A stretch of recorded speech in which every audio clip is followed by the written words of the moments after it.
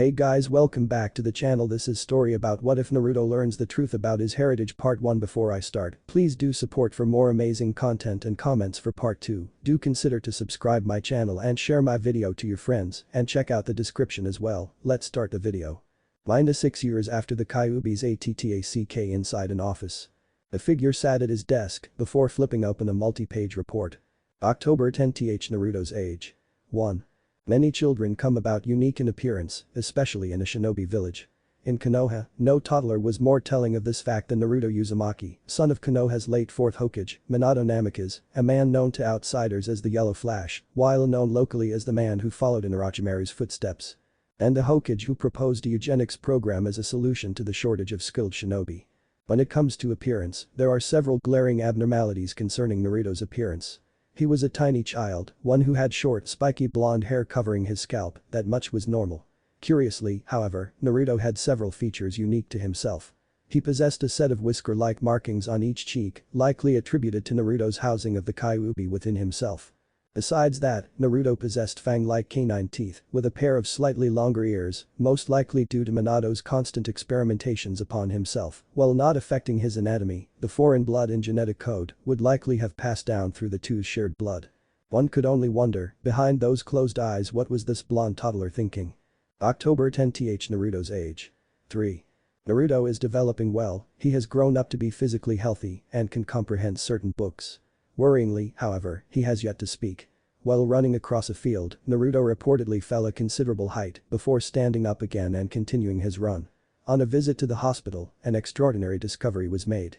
Naruto's bones were far from normal, with them being at least 5 times as dense as the bones of others his age, while the bones themselves still retained the same weight. When questioned about how he felt, Naruto persisted in his refusal to speak.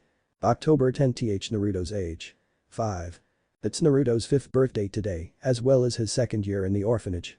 It was reported that he remains silent when he isn't required to speak.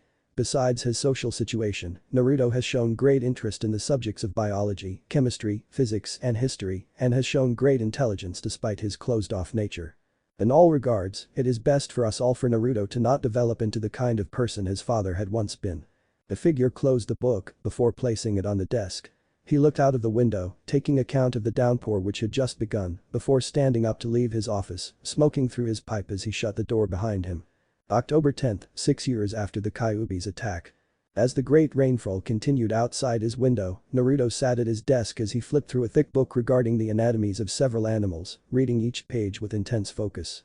Before he had been able to continue reading through the book, Naruto had been able to hear several footsteps as they creaked up the wooden staircase of the orphanage. "Is this his room?" An old gruff voice said from the other side of the door to his room. "It is," came the voice of the matron of the orphanage. The rain came to a halt as the door slowly opened from the outside before both the matron and the 3rd Hokage, Hiruzen Sarutobi, walked into the room. "Could you leave the two of us alone?" Hiruzen requested.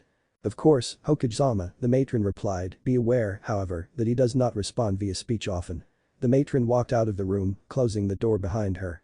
Hiruzen walked towards Naruto's desk before greeting the boy. "Hello, I assume your name is Naruto Uzumaki." Naruto did not answer as he flipped a page in his book, scribbling notes in his notebook throughout. "May I have a look?" Hiruzen requested, giving a soft smile. Showing slight bits of hesitation, Naruto cleared his throat before finally speaking up. "My apologies, Hokage-sama, but could I finish writing my idea first?" "Of course, Naruto. Take your time," Hiruzen assured. He clearly keeps to himself and only speaks when he needs to. Minutes later, Naruto passed the notebook to Hiruzen, who curiously flipped through the pages. "Incredible," Hiruzen mentally remarked as he fell into a slight trance in sheer amazement, clearly impressed by Naruto's writings. Before long, a certain page caught his eye. Hiruzen tapped Naruto's shoulder, causing the blonde to turn around. "Did you come up with this?" Hiruzen asked, pointing at several chemical formulas. "I did," Naruto replied, clearly not particularly comfortable with speaking. "He's gonna think I'm weird, just like how the kids and the caretakers think I am, isn't he?" "This is brilliant," Hiruzen declared, shocking Naruto. "You should continue developing this one, you might just come up with a massive breakthrough." Naruto said nothing, continuing to read through his book. "Why do you have such a fascination with science?" Hiruzen questioned. As if reading from the book itself, Naruto formulated his answer. "The purpose of science is to explain and understand the natural world. The purpose of biology is to understand the nature of all living things. The purpose of chemistry is for one to understand how the elements of the periodic table react with each other and the properties of the compounds, Naruto began to say, only for Hiruzen to cut him off. That's the book's explanation, what's yours? Hiruzen asked. To become better? Naruto rhetorically asked. It's more of me being inspired by a singular person, a singular entity. And that person is? Hiruzen asked. The fourth Hokage, Minato Namikaze, Naruto replied, all to Hiruzen's dismay. Most of all, I was inspired by his studies into chemistry. Not good, Hiruzen thought, before turning to Naruto, who faced his book throughout the entire conversation. Do you know of his more unethical ideas? Unethical? That's up to debate, but yes, I do know of his eugenics project, Naruto replied. It was most fascinating, albeit it does sound rather bland. The systemic breeding of the best people would eliminate everything unique about humanity.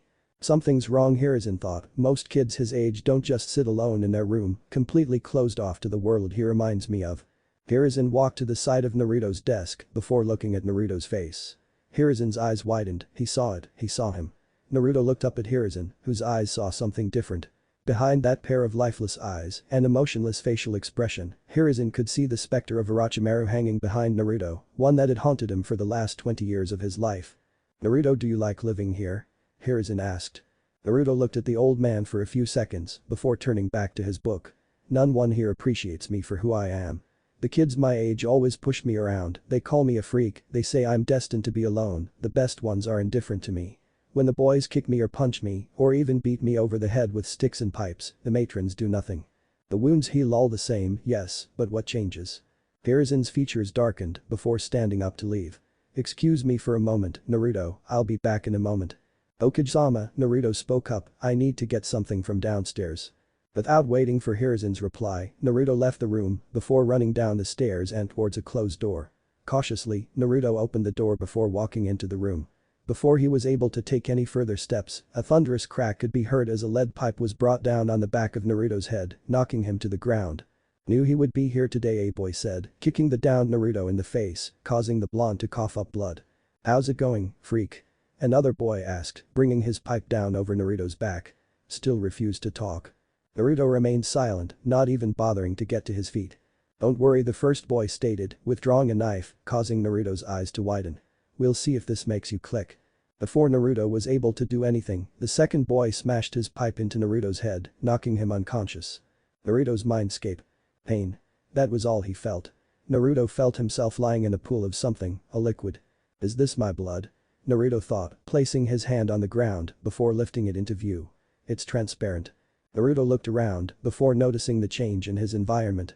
Instead of him lying in a pool of blood within a dingy room in the old and decrepit orphanage, Naruto now found himself in a sewer-like environment, one which had large cage-like bars in front of him. No longer feeling the pain of the attack, Naruto slowly crawled to his feet before approaching the large metal bars. What is this? Naruto asked himself. It's as if something was meant to be contained here. As if on cue, a large shadow approached the cage before lunging into view, slamming its large claws into the bars, surprising Naruto. The Kyuubi showed its face, revealing its ferocious red eyes, before roaring at Naruto.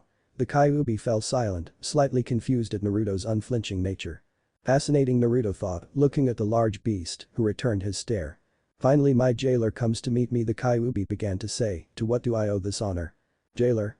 Naruto asked back, barely any emotion in his voice, I know nothing of that part, but as to why I'm here, I guess an attempt on my life is to blame. The Kyuubi's eyes widened before leaning in closer to Naruto. Do you not fear me? What's there to fear? Naruto asked back, if anything I find myself more comfortable conversing with you, you are one of few beings that I've held a conversation with for this length of time. The Kyuubi blinked, does this form not terrify you? It does not in the slightest, although Naruto began to reply, it does feel unnatural to speak to a large fox. In that case you must promise me to never tell anyone of this form of mine, the Kyuubi requested, is that alright? Would that make you feel more comfortable? Naruto nodded before the Kyuubi vanished into a cloud of white smoke. The smoke cleared after a few seconds, just as Naruto laid eyes on the far smaller figure that stood before him. Standing before him was no longer the Kyuubi, but a young woman dressed in a loose red kimono, a kimono which barely obscured her gorgeous figure. The woman possessed long black hair, while still retaining the characteristic 9 tails flowing behind her. Are you usually this quiet? The Kyuubi asked, this time in a rather feminine voice. I don't enjoy talking, Naruto began, I'd much rather spend time alone, reading books regarding science. Are you currently wondering why you're here now? The Kyuubi asked once more. In regards to historical precedents, I assume you're currently sealed within me, Naruto replied, and judging from the types of attacks I had suffered earlier, I'm currently unconscious, hence why I'm talking to you. More specifically speaking, we're currently inside your mindscape, the Kyuubi explained, although, you're not just unconscious right now, you're near death. Naruto's eyes widened, clearly alarmed by this information, and the Kyuubi could sense it too. This feeling, what is it? Naruto questioned. I feel my heart beating as if I had just run 5 marathons, I feel myself sweating more, my stomach has a strange sensation, I'm breathing quicker. This, Naruto-kun, is fear, the Kyuubi stated, you're scared, terrified, frightened, all at the prospect of your life coming to an end, the Kyuubi explained, but one has to imagine, has Naruto-kun never felt fear before this? Fear? What is that? Naruto asked. Is it like how I don't like some of the boys in the orphanage? Now's not the time. The Kyuubi suddenly snapped, you see that seal there? The Kyuubi questioned, pointing towards a paper seal. Do I tear the entire thing off? Naruto asked. No. The Kyuubi roared, it will kill you. Just tear a small bit off. Hesitating, Naruto nodded, before walking towards the seal. With a firm ripping noise, Naruto tore a tiny piece of the seal off, a piece tinier than his thumb. That'll only get you so far, the Kyuubi stated, you won't heal just from that. I won't, but it will keep me alive, Naruto suddenly stated, cutting off the Kyuubi. I want answers, mainly what's wrong with me? What? The Kyuubi asked in confusion. But my anatomy. It is not normal for any person, let alone a boy, to be hit many times over the head by a lead pipe, yet remain alive. Any normal person would have suffered concussions or broken bones at that point, Naruto explained, I want to know why. The Kyuubi said nothing at first, clearly hesitating. Please. Naruto pleaded, I just want to know. There is no easy answer for this, the Kyuubi explained, you want the good part first or the bad part? Give me the bad part first, Naruto requested. Your blood is tainted, Naruto-kun, the Kyuubi began to say, it is impure and it is diluted. Your veins do not just course with your parents' blood, your veins are coursed by the blood of many family lines, many bloodlines if you will. Naruto paused, attempting to wrap his brain around the newly received information. Who were my parents? That's the good part, or well, the worst part, depending on how you see it, the Kyuubi explained. You possess a legendary lineage, one that promises great power and longevity, but one that might cause you great pain, great suffering, a great sense of guilt. Guilt toward something you never did. Who were my parents? Naruto asked once more. Your mother was a good woman, a kind woman, she was my former hostess, a truly loving person. The Kyuubi continued to explain, she possessed chilly red hair and was known to the shinobi world, as though the Kyuubi attempted to be continued, only to be cut off by an irate Naruto. Enough. Naruto yelled out in rage, before immediately compassing himself and falling to his knees, with tears streaming down his face. Please just tell me who were my parents. Perhaps, came the loving voice of a woman, as Naruto felt a comforting hand being placed on his shoulder. Naruto looked up, before facing a red-headed woman with violet-colored eyes. Perhaps I can provide a satisfactory answer, Musuko. Kushina, the Kyuubi muttered, her voice trembling and cracking, as drops of tears fell to the ground. Without further speech, Naruto jumped up, before hugging Kushina's feet. Kushina smiled, before ruffling Naruto's hair, as she felt her blouse slowly becoming wet. Kushina broke up Naruto's tight grip over her legs, before crouching down to his level, cupping his face with her right hand. Naruto, Kushina began to say, looking at Naruto's teeth and gently touching the blonde's long ears. What has Minato done to you? Minato? Naruto questioned, the fourth Hokage. The yellow flash. The butcher. Yes, he was your father, Kushina explained, a man who constantly drew the line between insanity and genius. Some of the things he did, there was no question that they were terrible, but his actions and ideas did stem from a good heart, albeit one that had cracked under the scars of war. Is that his justification? Or is it his defense? Naruto questioned. It's neither, it's my attempted explanation, Kushina explained, as her left arm began to disperse. Ah-san, what's happening? Naruto asked, secretly already understanding what is happening, a tear slipping from the edge of his pupil. I don't have much longer left, Kushina stated. I'm sorry, Naruto, I'm sorry for the genetic situation you were born into. I'm sorry for the great burden you have inherited. I'm sorry for all the beatings you have suffered because of that burden. I'm sorry, truly sorry, for not being there for you when you needed it the most. Kushina touched Naruto's face one last time, before turning around. There's nothing wrong if you stay closed off like this, but there are times where you just won't be able to do things alone. You must learn to trust, to befriend, to love. Naruto began to fully tear up, his feeble attempts to stop the tears all failing. You are the last son of two families, while still holding the blood of many other bloodlines, Kushina explained, her lower half fading from sight. I will not urge you to do anything you don't want to, but I do hope you marry someone eventually, who knows. Maybe you'll charm more than one, perhaps you might even be able to tame the great Kyuubi. Hey. The Kyuubi protested, blushing furiously. If it means anything, Kurama, take care of Naruto, train him in the shinobi ways, and prepare him for this cruel and violent world, Kushina stated. Naruto, please restore the legacy of the Uzumaki name, carry on your scientific studies, and punish the man who tore our family apart as your mother, those are my final requests. Naruto stood up before giving a slight smile, one that he rarely bore before this. I'm happy, glad, grateful to be your son, Naruto stated, I always will be. Kushina smiled before fading from sight, leaving Naruto and Kurama alone in the blonde's mindscape. She was a loving woman even to her last moments, Kurama explained. Naruto-kun, do your best to honor her memory. Could I ever accomplish that? Can I fill the shoes she left behind? Naruto questioned. I believe in you, Kurama stated, giving the surprised blonde a foxy grin. That was the first time that anyone said that, Naruto revealed, thank you, Kurama-chan. Slightly blushing due to the suffix applied to her by Naruto, Kurama stammered in her speech. And no problem, Naruto-kun, it's time to go, the old man is expecting. Real world. Naruto awoke in a jolt, finding himself in a hospital room with a breathing apparatus placed over his face.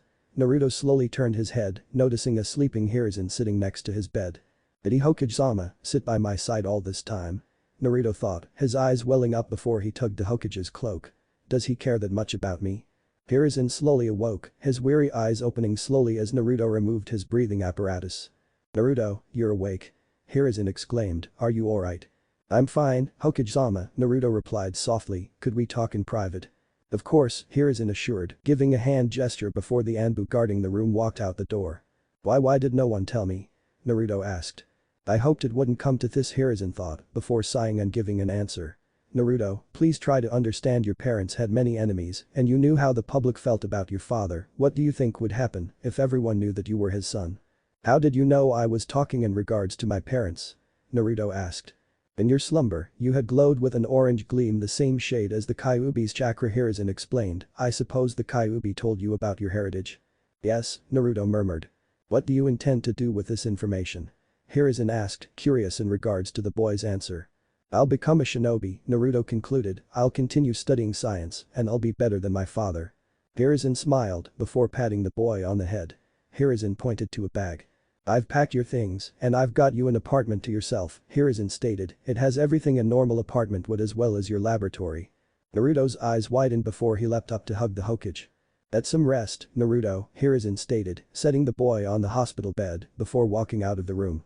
You'd better get some rest, Naruto-kun, Kurama whispered, your training begins when you recover. October 6th, Naruto's age. 6. Naruto will be leaving the orphanage today. In his eyes, a pair of blue, soulless orbs, I saw the eyes of Orochimaru, except this time it isn't someone who was born a prodigy, instead, it's someone who became a prodigy through his hard work, someone whose talents lie in his incapability to give up, he now knows of his father and swore to become better than him. There is simply no longer a reason for this report to continue existing.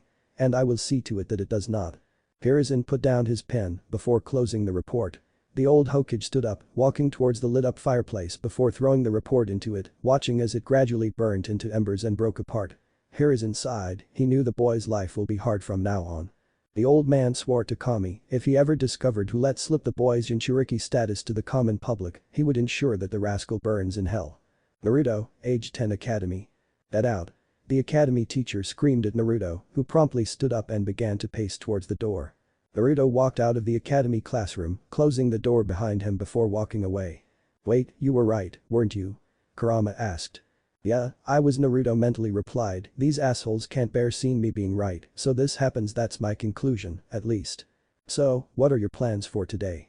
Kurama questioned her host, who began to walk towards the academy's door. I'm just getting out of here, Naruto replied, approaching the door. Naruto opened the door before ducking under a punch, one thrown by an older student. Where do you think you're going, you freak? The bully asked. Naruto didn't reply, continuing to brush by the older boy. Seemingly annoyed by Naruto's nonchalance, the bully threw a right hook towards Naruto with all his might, one which connected with Naruto's face. Without a hint of flinching, Naruto pushed his face against the fist, turning to glare at the bully. Before the bully was able to pull his punch back, Naruto grabbed onto the bully's right thumb before twisting and breaking it, causing the bully to scream in pain before falling to the ground. Why, you're finished. The bully yelled, fear evident in his stumbling voice. my dad's in the civilian council. He'll have you hung up by your guts. Completely ignoring the older boy's statement, Naruto withdrew a scalpel from his pocket before slowly walking towards the bully. You know, Naruto murmured with an emotionless tone, you would make an excellent specimen to dissect. That was the final straw for the boy, who passed out in fear. Naruto turned his back, placing his scalpel back into his pocket before walking away. Realistically, you could have taken him as an actual specimen, you know that. Kurama asked, a slight hint of laughter in her voice.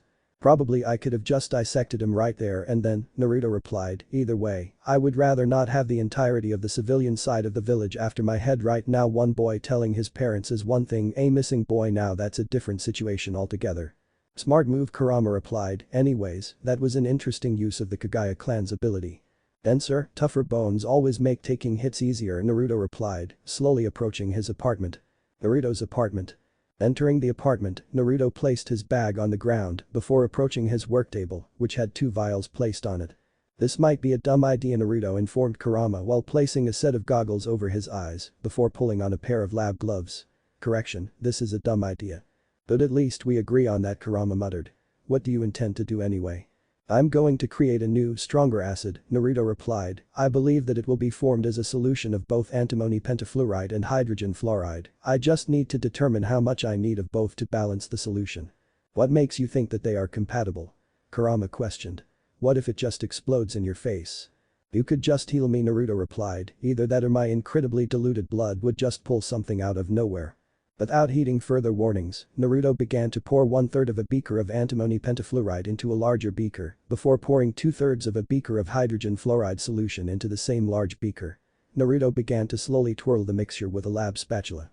Suddenly, the beaker cracked and fell apart before the mixture sparked and slowly caught on fire.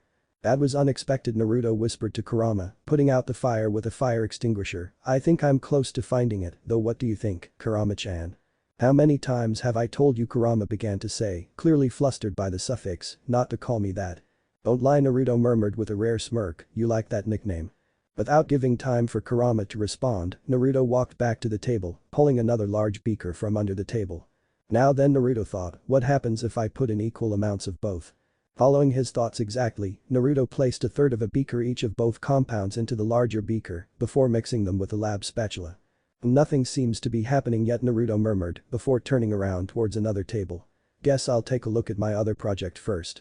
Your anesthetic project? Kurama asked, what do you need that for? My mother did tell us that the world is dangerous, Naruto replied, mentally recalling his meeting with Kushina. Enemy shinobi are much easier to deal with once they are unconscious. It could also help me perform surgeries in the future if need be. Surgeries? Kurama asked, didn't know you wanted to be a medic. I don't necessarily want to cure diseases, Naruto replied, but I do intend to remove poisons and toxins. Fascinating, Kurama muttered. Before Naruto was able to approach his other work table, a sizzling noise could be heard. Carefully, Naruto turned to his first work table, where he witnessed an extraordinary sight. The solution is gone, Naruto muttered. Did it dissolve? Evaporate? Is that why it sizzled? Naruto-kun, Kurama informed, look closer at the beaker please. Naruto peered down from atop the beaker before noticing what he had failed to notice seconds prior. Naruto found himself looking at a hole at the bottom of the beaker, one which extended through his work table. Did it dissolve all the way through? Naruto said aloud. Let's hope that no one lives downstairs, Kurama chuckled. Yup, Naruto replied, walking towards the fireplace with his notes. We don't need this anymore, Naruto stated before tossing the notes into the blaze. Actually, it would be more appropriate to say that we don't need anyone else finding them, isn't that right, Inu? As if on cue, a member of the Anbu wearing a fox-like mask landed on the ground before Naruto. You know my name, I don't get why you still insist on calling me Inu, Inu asked. How have you been, Naruto? Quite alright, Inu, Naruto replied. As for why I call you Inu, it would be rather counterproductive to call an Anbu by his real name when he's on duty, wouldn't it? It would, Inu replied. Anyways, the Hokage wants to check up on you, it is your 10th birthday after all. Really? Naruto remarked, I forgot I'll be at his office in a second, I just need to clean this up first. No need for that, Hiruzen suddenly stated, I'm already here. Hiruzen finished before walking up behind Inu and Naruto, who both knelt before the 3rd Hokage. Now, no need for formalities here, we are in a private place, after all. Naruto and Inu stood up before Inu flickered away, leaving Naruto and Hiruzen alone. Happy birthday, Naruto, Hiruzen stated, pulling a scroll from his back. Take this as my gift, you could say that it is a jutsu most befitting of you. Multi-shadow clone jutsu? Naruto asked, opening the scroll. Fascinating, Kurama muttered. Based on the information in the scroll, it's an S-rank technique and you probably could perform it. S-ranked? Naruto asked, with all due respect, Hokage-sama, are you sure I can use it? Of course, Naruto, Hiruzen replied, with the Kyuubi contained within yourself, you possess chakra reserves which many deem unnaturally large. You said you had issues performing the normal clone jutsu, didn't you? I did, but Naruto began to say. Then you should find this version perfect for you, Hiruzen replied, before walking towards the worktable, noticing the large hole that extended into the floor of Naruto's apartment. A successful acid experiment, I assume. You could say that, Naruto replied. Actually, may I ask a favor? Of course, Hiruzen replied, another specimen to dissect. Precisely, Naruto replied, pulling his notebook from his table. Could I ask for a snake? Hiruzen paused for a moment, are you sure? Hiruzen asked. Well, it's either that or a human specimen, but I assume the latter's off limits. Hiruzen sighed, before giving his answer. If you want a snake, rush to training ground 44 before the sun sets. In that forest lives the only person from which you can get a snake from in the entirety of Konoha. Alright. Thank you, Hokage-sama.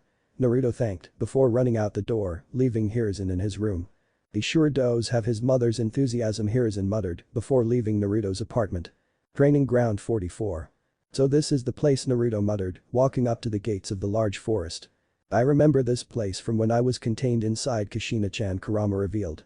You're gonna love this place, Naruto-kun. Really? What's inside? Naruto asked. Well, from what I remember, Kurama recalled, let's just say you can probably dissect all the creatures here and discover something new every time. In that case, let's hope this person Hokage-sama told me to look for is as interesting as the forest itself, Naruto replied, before walking into the forest. Behind Naruto's back, however, 4 genin stepped out of the shadows. So this is where the demon is. The first one said. Be quiet. A second genin stated, we don't want no one hearing us. But the two of you being so loud, a third genin stated, I would be surprised if no one heard us. Would you all just shut up? A fourth one yelled, someone's going to hear us at this point.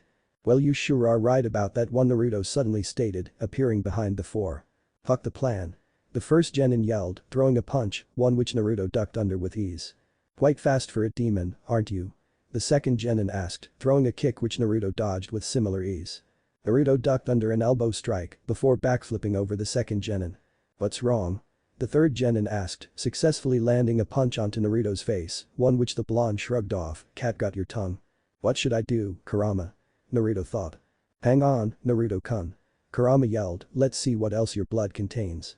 But this moment of distraction, Naruto failed to notice a kunai whizzing past his face, only managing to notice the explosive tag tied to it.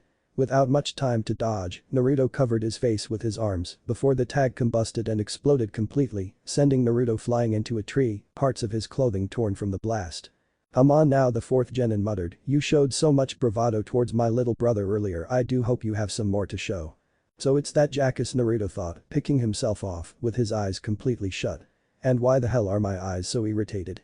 Kurama-chan. You there? So this is part of your blood, unexpected, Kurama murmured, a slight hint of irritation in her voice. Kurama-chan. What are you talking about? Naruto thought, opening his eyes.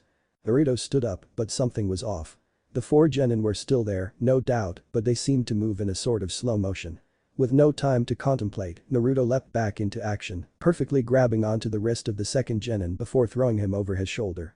Okay, how did I do that? Naruto thought, dodging a punch from the third genin. Think for yourself, Naruto-kun, Kurama replied, which bloodline ability allows for the prediction of actions, as well as the slowing down of vision. Well, then Naruto began to think, before having to dodge a kick from the fourth genin. Sit still, demon. The fourth genin yelled. As if mocking his opponent, Naruto stopped in front of the fourth genin, before landing a devastating headbutt onto the nose of his opponent, knocking him out. Standing back up, Naruto sent a cold glare towards the 2 remaining genin, who seemed to notice something. Impossible, the first genin muttered. It can't be. The third genin yelled, your clan was murdered 3 years ago. That's rather subjective, isn't it? Naruto finally stated, before catching a kunai from the first genin. Without a moment's hesitation, Naruto flung the kunai into the chest of the third genin, the blade lodging itself deep into the neck of the genin. The first genin rushed over to the third genin's side, before placing his fingers over the kunai. I wouldn't do that if I were you, Naruto stated, that kunai's keeping him alive, without it, he would bleed out within seconds. Why, you monster? The remaining genin yelled, we have parents in the civilian council. Blah blah blah, and then the civilian council's gonna hang me by my guts, aren't they? Naruto asked, it would be an effective threat if I haven't heard it so many times before. Enraged, the remaining genin charged towards Naruto with the crudeness of an untrained barbarian. Unfazed by this, Naruto stood up before landing a right cross onto the nose of the genin, breaking it in its entirety, knocking him out. Okay, what the hell is going on? Naruto asked himself, walking towards a pond before staring into it. Staring back at Naruto was not his pair of regular, soulless blue orbs, but a set of scarlet-red pupils, each with a single tama within them. Well, can't say I saw that one coming. Your blood sure is diverse, Naruto-kun, Kurama murmured. Could you turn them off? Naruto requested. Of course, Kurama replied. Seconds later, Naruto's eyes reverted from the blazing pair of Sharingan back into his regular pair of blue orbs. What is going on here? Came a new voice. Naruto turned around, only to come face to face with what appeared to be a Chunin. Naruto stood up as the Chunin looked around before withdrawing a kunai. You demon, the Chunin declared, how dare you? Before the Chunin was able to do anything, a snake emerged from the shadows before biting the Chunin in the neck, eliciting a scream of agony from the Chunin. Naruto turned towards the snake, attempting to locate the source of the snake. Gradually, Naruto felt the snake slowly coming out of the light before the source itself emerged from the darkness, the sleeve of a trench coat. How dare him? A female voice asked, how dare you? How dare you enter my grounds before prior request? Slowly, the source of the voice emerged from the shadows herself, revealing a young woman with purple hair tied into a pineapple-like shape, one wearing a tan trench coat with mesh armor underneath, the trench coat barely covering her stunning figure underneath. Most defining to Naruto, she had a snake fang pendant tied around her neck. The woman flicked her wrist before withdrawing the snake. You're not off the hook either, kid, the woman stated. I'll just deal with this asshole first, so stay put. Shit, Naruto thought, something tells me this is the woman we're looking for, but I don't think she likes visitors. Her form of dress is interesting to say the least, Kurama replied. At lost, snake whore. The Chunin yelled, this is between me and the demon. It's fine, I'll end both the demon and the snake whore at the same time. The Chunin rushed at the woman, who flickered out of view. The Chunin looked around in confusion before feeling a sharp jolt of pain in his shoulder. The Chunin turned around, only to see a kunai stuck into his right shoulder. You seem decent, the woman stated, suddenly appearing next to Naruto, nice to meet you, kid. The name's Anko Mitarashi. Don't mock me. The Chunin yelled, throwing a kunai at newly identified Anko, who caught the kunai with ease. Nice kunai, Anko stated, ripping off the explosive tag tied to the kunai, I'll borrow this. Anko tore the explosive tag apart, rendering it completely useless. The Chunin stared, awestruck at Anko's lack of pressure. Suddenly, he felt a stinging pain in his leg. The Chunin looked down to his feet, noticing a kunai plunged into his ankle. The Chunin glared at Anko before running towards Anko. Halfway into his run, however, the Chunin collapsed to the ground, completely lifeless. Did you know? Anko asked Naruto, the Oxyuranus microlepidus is known to be one of the most venomous species of snakes in the world, so tell me why you're here, kid, before it sinks its fangs into your flesh. Well, I was wondering if I could have a snake. Naruto asked. A snake? Anko asked in confusion, you're a kid. What do you need a snake for? To dissect. Naruto replied. And what if I don't give one to you? Anko asked, hell, I don't even know your name. Oh wait, I forgot to start with my name, Naruto thought, mentally facepalming. I should attend a speaking class or something. A priority, Kurama muttered. My name is Naruto Uzumaki, Naruto replied, and Hokage-sama told me I could get a snake from you.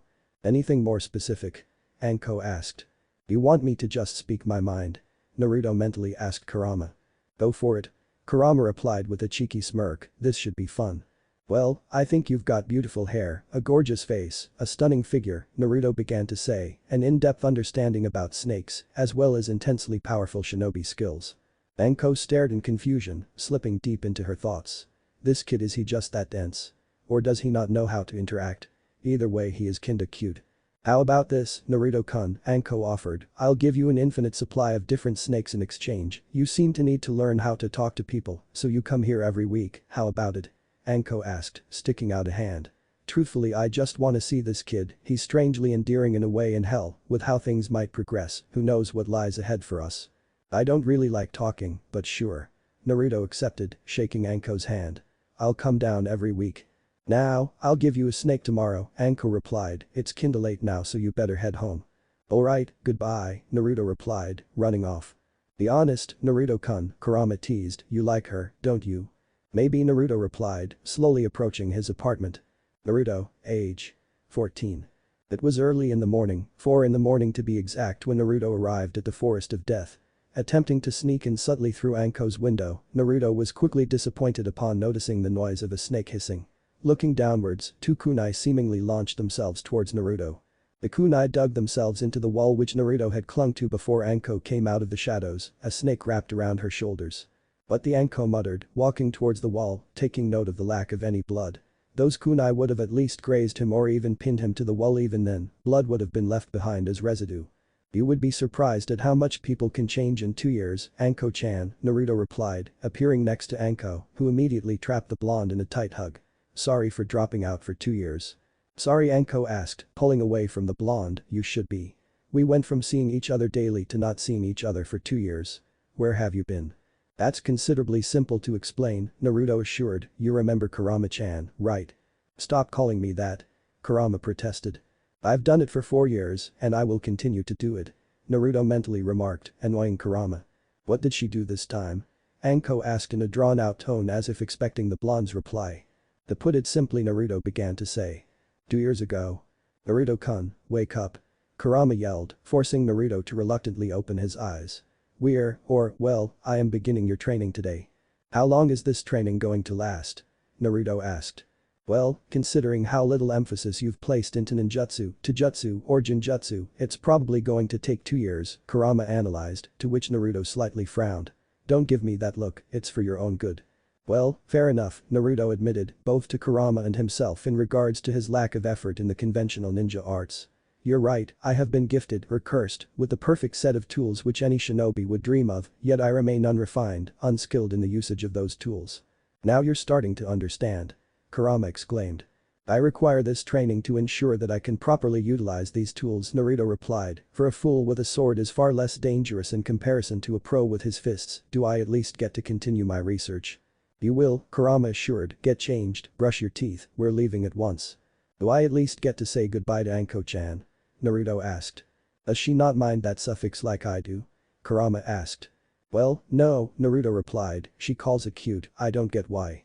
Kurama smiled, Naruto still had much to learn, especially when it came to social interactions. Kurama sighed, Naruto-kun, you will not be able to do so, unfortunately, we are to leave at once. Naruto didn't react, turning to his apartment's bathroom, fine, give me a few minutes. Present day. I see, Anko replied, what did this training entail? Training is a strong term, Naruto stated, torture seems rather weak right now. Well then, I assume you have no issue showing me what you had learned. Anko requested. What? Naruto asked, only to be kicked through the door, landing onto the soft grass of the Forest of Death. Oh, so that's what she meant. Anko landed in front of Naruto, before pulling out a kunai. Ready? Anko asked. Whenever you are, Naruto replied, outstretching his right hand, facing his palm outwards while placing his right palm over his right elbow, both of which were close to his face, with both his legs slightly bent. Just so you know, I do not intend on losing. Real romantic genius, Kurama mocked. Now's not the time. Naruto replied, if I go in full of bravado, she may be intimidated. Less talk, more work, Anko stated, before dashing towards Naruto. Want a wager? If I win, you come to live with me from now on, if I lose. I get to take you on a date, Naruto finished, dashing towards Anko. Win-win for me then, Anko thought, withdrawing a kunai from her sleeve, before flinging it towards Naruto, fully expecting him to dodge it. Surprisingly, Naruto didn't flinch, earning a slash on his cheek. Anko stopped her dash, confused as to Naruto's approach. Naruto touched his wound, standing still as if he was working something out. Anko walked forwards, pulling out another kunai. What are you doing? Anko asked, before throwing her second kunai at Naruto. Mere milliseconds before the kunai was able to rip itself into Naruto's face, the blonde lifted his arm, before grabbing the kunai by its handle, stopping it mere millimeters from his face, shocking Anko. How the heck, Anko began to ask, only to be cut off by Naruto. We're currently about 2 meters apart, Naruto began to explain, examining the kunai. It took your kunai about 6 seconds to cut me in the last exchange. Assuming that your kunai doesn't decelerate in any way, your kunai should be traveling at a velocity of a meter per second, giving me about 5 seconds to react to your kunai, 4 if I intend to pull that stunt. As Naruto was distracted by his explanation, multiple snakes launched themselves towards Naruto, wrapping around the blonde and binding him in place, seemingly immobilizing him. I don't even wanna know how you did that so quickly, Anko stated as she walked towards the bound Naruto. But seeing as you lost, I don't suppose you've forgotten the terms. I wouldn't be so sure, Naruto stated, appearing suddenly behind Anko, pressing a kunai to her neck. Anko grit her teeth at first, before dispelling the snakes out of her sleeve and raising both her arms, as Naruto slowly pulled back his kunai. Alright, you win, Anko congratulated with a smile, just name the day, time, and place, and you can bet your ass I'll be there. How about later? Naruto asked, I'll need to attend the graduation thing first, although those council shitheads probably won't like me passing. Anko sighed, lightly clenching her fist. If you fail I swear, I'll burn that damned council building to the ground. Relax, Naruto replied, turning to leave, I will not fail. I would rather die in a blaze of fire than bow to the heel of those damned civilian counselors. Naruto finished, before leaving for the academy. Jumping across the tops of several trees, Naruto didn't miss the strange silence presence in Kurama. Anything the matter, Kurama-chan? Naruto asked, slightly concerned. I'm alright, Kurama replied. Strange she didn't get annoyed at me calling her Kurama-chan, Naruto mentally noted. You know I can read your thoughts, right? Kurama asked. Then you should understand why I wanted to ask you, Naruto replied. Naruto-kun, I'm fine, Kurama assured, really, I'm fine. Are you sure though? Naruto asked for confirmation. Kurama pouted, of course I'm fine. Stop worrying so much about me, you'll end up with a head full of gray hair. Kurama teased, Naruto-kun, I'll always be fine, no need to worry, Kurama stated, her tone slightly different from her normal one. Alright then, Naruto stated, approaching the academy. Let's ace this test. Inside the academy. Naruto walked into the classroom, with most of his classmates seemingly surprised by the change in his attire. In stark contrast to his usual orange jumpsuit, Naruto now donned a black trench coat, a pair of goggles on his head, intangible mesh armor, Anbu-styled pants, a pair of black combat boots, as well as several small pouches around his waist. Iruka placed his fingers on his temple. Naruto, you're late, Iruka stated, please get seated so we can begin the first test. Naruto did not reply, only sparing a glance to Iruka before taking his seat next to one Sasuke Uchiha, who eyed him up and down. What's with the new outfit, Usura Kachi? Sasuke asked, only for Naruto to not answer. Did you not hear me? Naruto shook his head, before lifting a finger, signaling for Sasuke to wait. Is this the same Naruto I know? Sasuke asked himself, before turning back towards the board. Whatever, he should still be that kid who was decent in science, and nothing else, no big threat to me. Iruka stepped forward, Mizuki by his side. We're about to begin the tests. Iruka announced, handing out papers with Mizuki to every student present. Write your name, the date today, and begin answering the questions. You all have an hour to complete it, good luck. Naruto lifted his pencil, before glancing through the test itself, quickly realizing how much he had overestimated the difficulty of the written test. Shaking his head slightly, Naruto began to fill in the blanks, intentionally getting a few questions wrong to not make it seem as though he had been cheating. An hour later, Iruka instructed the class to cease their answering, before Mizuki walk around and collect the papers. Skimming through the blonde's paper, Mizuki's ever-growing scowl had not gone unnoticed by Naruto, even less so by Kurama. Do not trust that man, Kurama stated with a scowl of her own, even in the direst of situations. I do not intend to, Naruto mentally replied. Mizuki plopped the stack of papers on the table before Iruka opened the door. Alright class, for the next test, Iruka began to say, please make your way to the roof so we may commence the next two tests at once. Finishing his statement, Iruka left the room, before the students all piled out of the classroom. Rooftop. Reaching the rooftops, the students all found themselves facing rows of training dummies. Alright, class. Mizuki began to announce, this will be an accuracy test. You will all individually throw 3 kunai, one at a time, at your assigned training dummies, and will be scored based on the parts you hit. Fascinating, Naruto thought, analyzing the situation. They all have a constant range between the target and the thrower. I can see where this is going, Kurama thought. The first student went ahead, throwing all 3 of his kunai in rapid succession, hitting 2 in the dummy's chest and missing 1 completely. The range is about 15 meters, Naruto analyzed. The second student went forward, throwing all 3 of his kunai in slower succession, hitting 1 in the dummy's left leg and the other 2 in the dummy's torso. It takes approximately 10 seconds for a kunai to reach, Naruto analyzed. Half an hour later. The raven-haired Hinata walked up to the starting position, throwing all 3 of her kunai one at a time, hitting the dummy's head with 1 and hitting the dummy's torso with the other 2. Assuming it does not decelerate, Naruto rationalized, I would need to throw my kunai at a constant velocity of 20 meters a second, taking account of the light breeze in the air. It also has to be from an angle of 45 degrees. Lastly, Naruto Uzumaki. Mizuki announced, a small smirk forming across his face. Naruto shrugged, before walking towards the starting position, feeling the kunai in his hands getting lighter every second that passed. Within a blink of an eye, Naruto threw all three of his kunai at once, successfully hitting the dummy's head with all three, causing Iruka to gape in confusion and Mizuki to fume in slight anger. Unexpected, that's for sure, Mizuki thought, fuming at the blonde's ease of passing. Next up. Mizuki announced, it's time for the Taijutsu test. Iruka pointed to a square drawn on the ground. This is where combatants will be fighting. Any inch of the body that exits the square will be counted as an out of bounds for that contestant. First up, Naruto Uzumaki and Sasuke Uchiha. Mizuki announced, his wicked gleam not going unnoticed by Naruto. Naruto walked to the center of the square, as Sasuke did the same. Both combatants performed the seal of confrontation before slipping into their respective stances, Sasuke slipping into his family's stance, while Naruto assumed the stance he did against Anko. Bet him, Sasuke. Ino yelled. Make him know his place. Sakura added on. Sasuke smirked, clearly knowing that Naruto was not in the audience's favor. You sure you don't want to give up now? Sasuke mocked, attempting to agitate Naruto. On the contrary, Naruto replied, I did prepare for this, so I might as well continue. Not knowing the meaning of Naruto's statement, Sasuke dashed towards Naruto before throwing a punch, one which Naruto caught with ease. Using the Uchiha's momentum against himself, Naruto tossed the Uchiha over his shoulder and out of the square, deeming him officially out of bounds. Not wanting to be yelled at by the hordes of fangirls for his apparent rudeness, Naruto made sure to help the Uchiha up, who had been as confused as everyone else watching. Sorry about that, Naruto began to say, I got lucky. Sasuke looked on, stunned by Naruto's humbleness. You didn't, whatever, Sasuke attempted to reply, before giving up and offering to perform the seal of reconciliation, which Naruto accepted. He doesn't need to know, Naruto thought, but I have to say he isn't the douche I expected him to be. For once, Kurama noted, the Uchiha do have a chance of changing. CLASSROOM. After the Taijutsu test.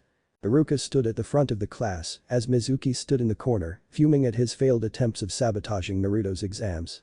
Alright, class, Iruka began to say, for the final test, I will be calling each of you up to the front of the class, where you will all have to perform the 3 basic ninjutsu techniques, the substitution technique, the transformation technique, and the clone technique. First off, Naruto Uzumaki. Mizuki declared, knowing full well that this was his final chance of embarrassing the blonde. Shrugging slightly, Naruto walked to the front of the class, before Iruka threw a whiteboard duster at him. Seconds before the object made contact with his face, Naruto vanished from sight, leaving a mere eraser in his place, himself appearing on the desk. Very good, Iruka stated, now, the transformation technique. Nodding, Naruto placed his hands together, before transforming into a pitch-perfect clone of Iruka, complete with the scar and all. Not only was his appearance on point, but Naruto also succeeded in perfectly imitating the scarred teacher's voice as well. Impressive, Iruka acknowledged, now, the clone technique. Without further thinking, Naruto formed a cross with his hands. Wait, Naruto-kun. Kurama suddenly yelled, that's the wrong. This attempted warning would go on to fall on deaf ears for Naruto, as clouds of white smoke appeared before quickly fading, leaving 3 perfect clones of Naruto in their place, shocking everyone present. Clone technique, Kurama finished, face-palming. Oops. Naruto thought. Incredible, Iruka stammered, shocked at the blonde's display, before handing Naruto a blue hitty-8. There is simply nothing more that I could say. You have truly exceeded my expectations in every way, and I am very proud to call you my student. There is simply nothing more I could teach you, so go be a shinobi that will make us all proud. Naruto smiled back at Iruka, receiving the headband before leaving. Damn it. Mizuki thought, full of rage for his failure to sabotage Naruto's exam, time for plan B then. Anko's HOME evening. So Anko began to say seductively with a sultry smile, you are a shinobi now, huh? I sure am, Naruto replied, lifting his goggles to reveal his hitty-8. This color of the headband does suck, though. It does, Anko replied, but hey, you ready for our date? I am, Naruto replied, taking Anko's hand, let's go. With the mood of the occasion, Naruto missed the reaction of Kurama, who had a slightly sour look on her face. The next day.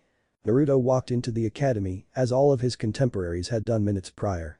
Completely ignoring the several stares sent his way, Naruto casually approached an isolated seat at the back of the class, before sitting down.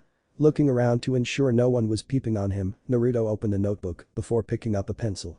Naruto pressed the lead of the pencil onto a page of the notebook, before breaking the lead of the pencil upon hearing slow footsteps towards him. Looking up, Naruto immediately kept his notebook upon noticing it was Sasuke. You need something? Naruto asked, forming a rare piece of dialogue to anyone, let alone Sasuke. No, Sasuke replied, just wondering if you would be interested in a quick spar. Probably not today, I'm afraid, Naruto replied, standing up, I have quite a bit of business to tend to. Sasuke nodded before taking a seat himself. Naruto shook his head before sitting down, attempting to process the events that had transpired the day before. Yesterday. Naruto's mindscape. Kurama-chan, Naruto muttered, appearing inside his mindscape, I think we need to talk. No, Naruto-kun, Kurama stated, focus on your date. Tell me the truth, Naruto replied, what's wrong? It's just that Kurama began to admit, I wish we had a date like this, the one you and Anko-chan are having right now. But that wouldn't work, Naruto asked, would it? That's the thing, Kurama began to say, for us demons it's rather normal for us to take on several mates, but those ideals don't apply to humans. I'm sure we can work something out, Naruto assured, walking towards the cage, only for Kurama to turn away from him, a single tear hitting the ground as she did so. It's alright, Naruto-kun, Kurama replied, her voice cracking up slightly, I already acknowledge the fact that I can never have you. Kurama fell to her knees, tears streaming down her face as Naruto grabbed onto the bars of her cage. Suddenly, the ground in Naruto's mindscape shook greatly as the bars slowly disappeared, allowing Naruto to move forward. Placing a hand on her shoulder, Naruto quickly got the attention of Kurama. How did you, Kurama began to say, only for Naruto to lift her to her feet before cutting her off, claiming her lips with his own. Tears flowed down Kurama's face as she returned the kiss, holding on to Naruto. Before long, Kurama pulled away from Naruto, looking straight into his eyes. Are you sure this is what you want? Kurama asked, do you not want to consult Anko-chan first? That's not a bad idea, Naruto replied, give me one moment. Real world. Naruto awoke in the real world, only to be met with the sight of him being upside down. So you finally woke up, Anko murmured, placing Naruto on a chair in her home. Anko-chan, there is someone who wants to have a conversation with you, Naruto explained, give me your hand.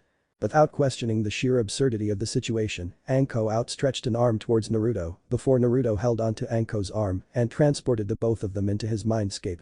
Naruto's mindscape. Anko awoke in a puddle, with Naruto already standing over her. It's alright, the first time is often disorientating, Naruto assured, anyways the person who wants to talk to you, Naruto began to say, before pausing for a bit. Is? Anko asked, only to see a shadow behind Naruto. She's behind me, isn't she? Naruto asked, only to hear Kurama giggling softly. Anko, meet Kurama, Kurama, meet Anko. It's my pleasure, Kurama acknowledged, bowing before Anko.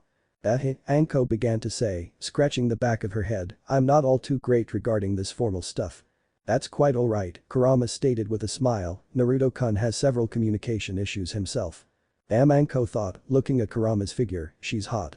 Being able to read this, Kurama smirked in amusement, one which Naruto shared. Forgot to mention, Kurama began to say again, I can read your thoughts when you're here, but if it means anything you don't look half bad yourself. Kurama joked, causing Anko to blush slightly. Well, Anko began to say, only to be cut off. I believe it's time for us to discuss the reason you're here, Kurama stated, with Naruto sitting a certain distance away from the two. To put it in simple terms, we both love Naruto-kun, so why don't we share? Anko immediately asked. So I thought we should share, Kurama began, before cutting herself off in confusion. Wait, what? Anko smirked, I knew Naruto-kun had another girl in his life, especially since no one just calls a casual friend by the suffix chan. What do you think about this, Naruto-kun? Kurama asked, is this what you want? Well, I can't choose between the two of you, Naruto explained, as a social construct, harems could hold several advantages. Harems are a beneficial social structure for the dominant male, as it allows him access to several reproductively available females at a time. Harems protect the females within a particular harem, as dominant males will fiercely ward off potential invaders. Harems also allow bonding and socialization among the female members, which can result in greater control over access to females, as determined by the female's preferences. Of course, he gives a scientific explanation, both women thought, rolling their eyes at the same time, before widening them in realization. Wait, harem? Kurama asked in distress, you want to have several mates? Anko teased, oh, Naruto-kun, I never knew you liked to experiment that much, although, seeing your scientific background, I shouldn't be surprised, should I? In fact. Anko walked towards Kurama, before pressing her lips against the other woman, gently caressing Kurama's large throughout the kiss, completely surprising Naruto. To further add to his surprise, Kurama returned the kiss, performing similar acts to Anko. After a bit of time had passed, Anko pulled away from Kurama. So then, Kurama-chan, Anko asked, I assume this situation can be considered settled. It definitely can, Anko-chan, Kurama replied with a wink, a smile plastered on her face, before her expression shifted to a relatively more serious one. Anyways, Naruto-kun, any potential mates will have to be approved by me or Anko-chan, got it? Of course, Naruto promised. We should probably go back to the real world now, shouldn't we? Yup, see you later, Kurama-chan. Anko exclaimed before she and Naruto vanished from his mindscape. Real world. Anko woke next to Naruto before planting a kiss on the blonde's lips. You never told me you knew someone so kinky, Anko muttered, much to Naruto's amusement. Present day. Naruto shook himself out of his daydream as Haruka walked up to the front of the classroom. Haruka-sensei, Sakura asked, where's Mizuki-sensei? I have an announcement to make regarding that, Haruka stated. Yesterday, at about 9 p.m., Mizuki was caught attempting to betray the leaf. He had attempted to henge into Naruto before stealing something of great value to Konoha. Interesting, Naruto spoke out, surprising most of his classmates who have yet to hear Naruto speak at all. I don't recall robbing anyone during that time. Last night I was on a date. Just thinking about who would even consider dating Naruto, the one who hasn't spoken before today, Sakura thought, freaks me out. That's the point, Haruka continued to explain, you would have no reason to do that, Naruto, hence making Mizuki's ruse remarkably unconvincing. That pesky lowlife, Hinata thought, it seems I knew better than to trust him with anything. The snake in every sense of the word, Naruto thought, you were right for me not to trust him, Kurama-chan. Of course, Kurama replied with a sense of pride, since when am I ever wrong? You were wrong in assuming that Anko-chan wouldn't appreciate sharing me with you, Naruto mentally replied, much to Kurama's embarrassment. There was also that time you. Alright. I get it. Kurama yelled, pouting as she did so, I can be wrong sometimes too. Regardless of this, Haruka began to say again, the situation has been dealt with and Mizuki has been apprehended. Anyway, it is time for me to announce team placements. I'll just explain it simply. 3 genin will be placed onto a team with a Jonin sensei to guide them until they can mature as shinobi. For Team 10, it'll be comprised of Ino Yamanaka, Shikamaru Nara and Choji Akimichi under the leadership of Asuma Sarutobi.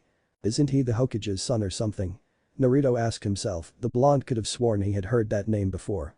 Teammate will consist of Hinata Hyuga, Kiba Inuzuka and Shino Aburam, with the Jonin sensei of the team being Kurina Yuhi, Haruka announced, as Hinata turned to Kiba, a cold glare placed onto him with her pupilless eyes. To put this out there now, Hinata said coldly, try anything funny and I'll be sure to have you hung by your legs before that, however you will die a death most befitting for people like you. Kiba gulped before backing off slightly. Haruka went on for a bit regarding other teams before arriving at the final team. Last but not least, Haruka began to say, Team 7 will consist of Naruto Uzumaki, Sakura Haruno, and Sasuke Uchiha. With the man leading their team being Kakashi Hatake. So, Inu's leading our team, Naruto thought, not being able to shake himself out of his old habit of addressing the silver-haired Anbu. A surprise for sure, but a welcome one. Although I do expect him to be late to appointments. Yes. Sakura thought with a sense of triumph, I'm in a team with Sasuke-kun. Take that, Ino pig. Sasuke continued to stare into nothingness. Haruka proceeded to leave the room as the Jonin senseis from each team arrived and called for their teams to leave with them, leaving only 3 people left in the room. A bored Uchiha, an agitated Sakura and an experimenting Naruto. If you don't mind me asking, Naruto-kun, Kurama whispered, what exactly are you doing? To be quite frank, I'm not that sure myself, Naruto replied, placing the vial containing the incomplete mixture into one of the pockets in his trench coat. Anyways, if you don't mind, you up to much? Are you trying to be an idiot? Kurama mocked, rolling her eyes slightly, you can come to visit whenever you want. Alright, Naruto mentally replied, I'm coming in now. Wait. Kurama yelled, let me tie my hair first. Mindscape. Not hearing Kurama's final statement, Naruto entered his mindscape, which had, since his last visit, morphed into a vast forest, with a small hut in the center of the forest. Naruto walked towards the hut before opening the door, only to be met with the sight of Kurama, whose hair was untied and let loose. Naruto-kun. Kurama exclaimed, startled, I told you I was tying my hair. How would that be a problem? Naruto asked. Well, I look better with my hair tied. Kurama argued. Did you say that or did I say that one time? Naruto asked. Well, Kurama stammered, I think so. Because I think you look better with your hair untied, Naruto replied, causing Kurama to blush. Really? Kurama stammered. Yup, Naruto replied, walking towards Kurama before placing a hand on her cheek. May I? I think we're past that stage, Naruto-kun, Kurama replied. Fair enough, Naruto stated with a chuckle, before pulling himself in to kiss Kurama on the lips, with Kurama herself eagerly returning the kiss. After a fair bit of time had passed, Naruto and Kurama pulled away from each other, with a long strand of saliva forming a bridge between their lips, much to the amusement of the both of them. You're getting better at that, Kurama remarked. That's to be expected, considering Anko-chan seems to require a kiss every few minutes, Naruto joked. I should probably leave now, I feel Inu's chakra approaching. don't miss me too much, Kurama-chan. Really? Kurama mocked, shouldn't I be the one to say that? Naruto chuckled, see you later. Real world. Naruto looked up from his daze as the doorknob began to twitch. Seconds later, the door flung open before Kakashi stepped inside. Kakashi turned towards the three genin, his only visible eye bearing no apparent emotion. First impressions, Kakashi muttered, you're all rather boring, meet me on the roof. Finishing his only statement, Kakashi flickered away in a swirl of leaves before Naruto and his future teammates were prompted to stand up and leave the classroom. Should I? Naruto mentally asked. If you wanted to you could, Kurama replied, is there any reason to do so? Fair enough, Naruto replied before walking out of the room. Rooftop. On the rooftop, Naruto sat right side of the steps while Sasuke sat on the left with Sakura sitting next to him. Kakashi walked towards the three. First off, let's introduce ourselves, Kakashi requested, only to continue upon seeing the confusion on the faces of the three genin. Well, you know, like your name, your likes, dislikes, dreams. How about you demonstrate first, Kakashi-sensei? Sakura asked. Very well, Kakashi began to say, my name is Kakashi Haddock, as for my likes and dislikes, I don't feel like telling you my dreams for the future, never thought about that before, my hobbies are none of your business. Anyways, let's start with you, Haruno. My name is Sakura Haruno, my likes are, Sakura turned to Sasuke before squealing. I don't know my dreams, Sakura turned to Sasuke once more before squealing again, much to her teammate's chagrin. She's loud, that's for sure, Kakashi thought, you're next. Kakashi stated, pointing at Sasuke.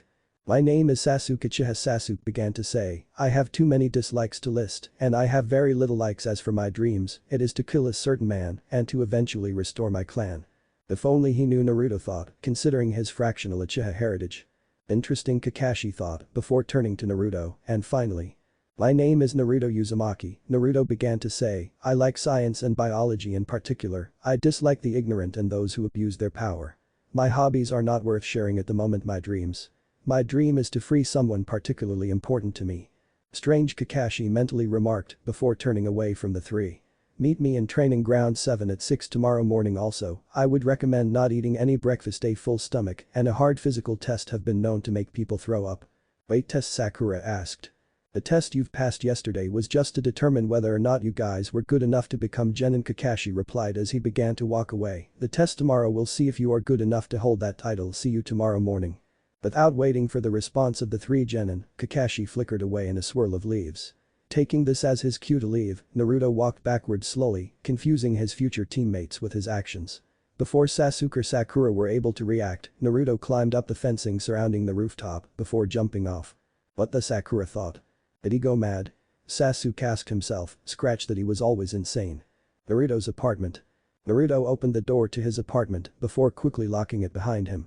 Placing his trench coat on a hanger, Naruto turned towards his bed, contemplating if he should or should not just take a nap. Unfortunately for him, someone else would make that choice for him. Gotcha. Anko exclaimed, tackling Naruto onto his bed. So how are you?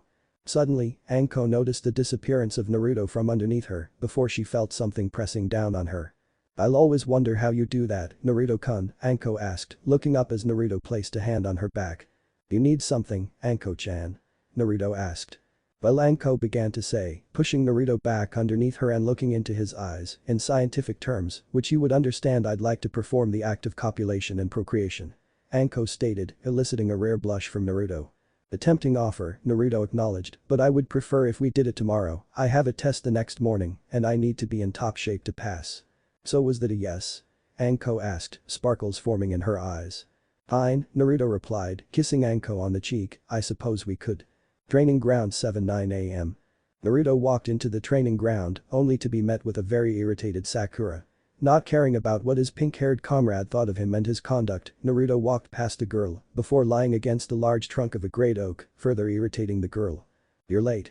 Sakura shrieked as Sasuke looked on from afar. No, you're early, Naruto replied. What the hell are you on about? Sakura grabbed Naruto's collar, demanding to know. Before further action could be taken by the pink-haired girl, Naruto sent a cold glare her way, one which immediately sent a chill down her spine. Without further hesitation, Sakura let go of Naruto's collar before the blonde's facial expressions normalized. I had breakfast before I arrived, Naruto replied, and as you can see, Kakashi-sensei isn't here, is he? He isn't, but Sakura began to say, only for Naruto to disregard her and continue.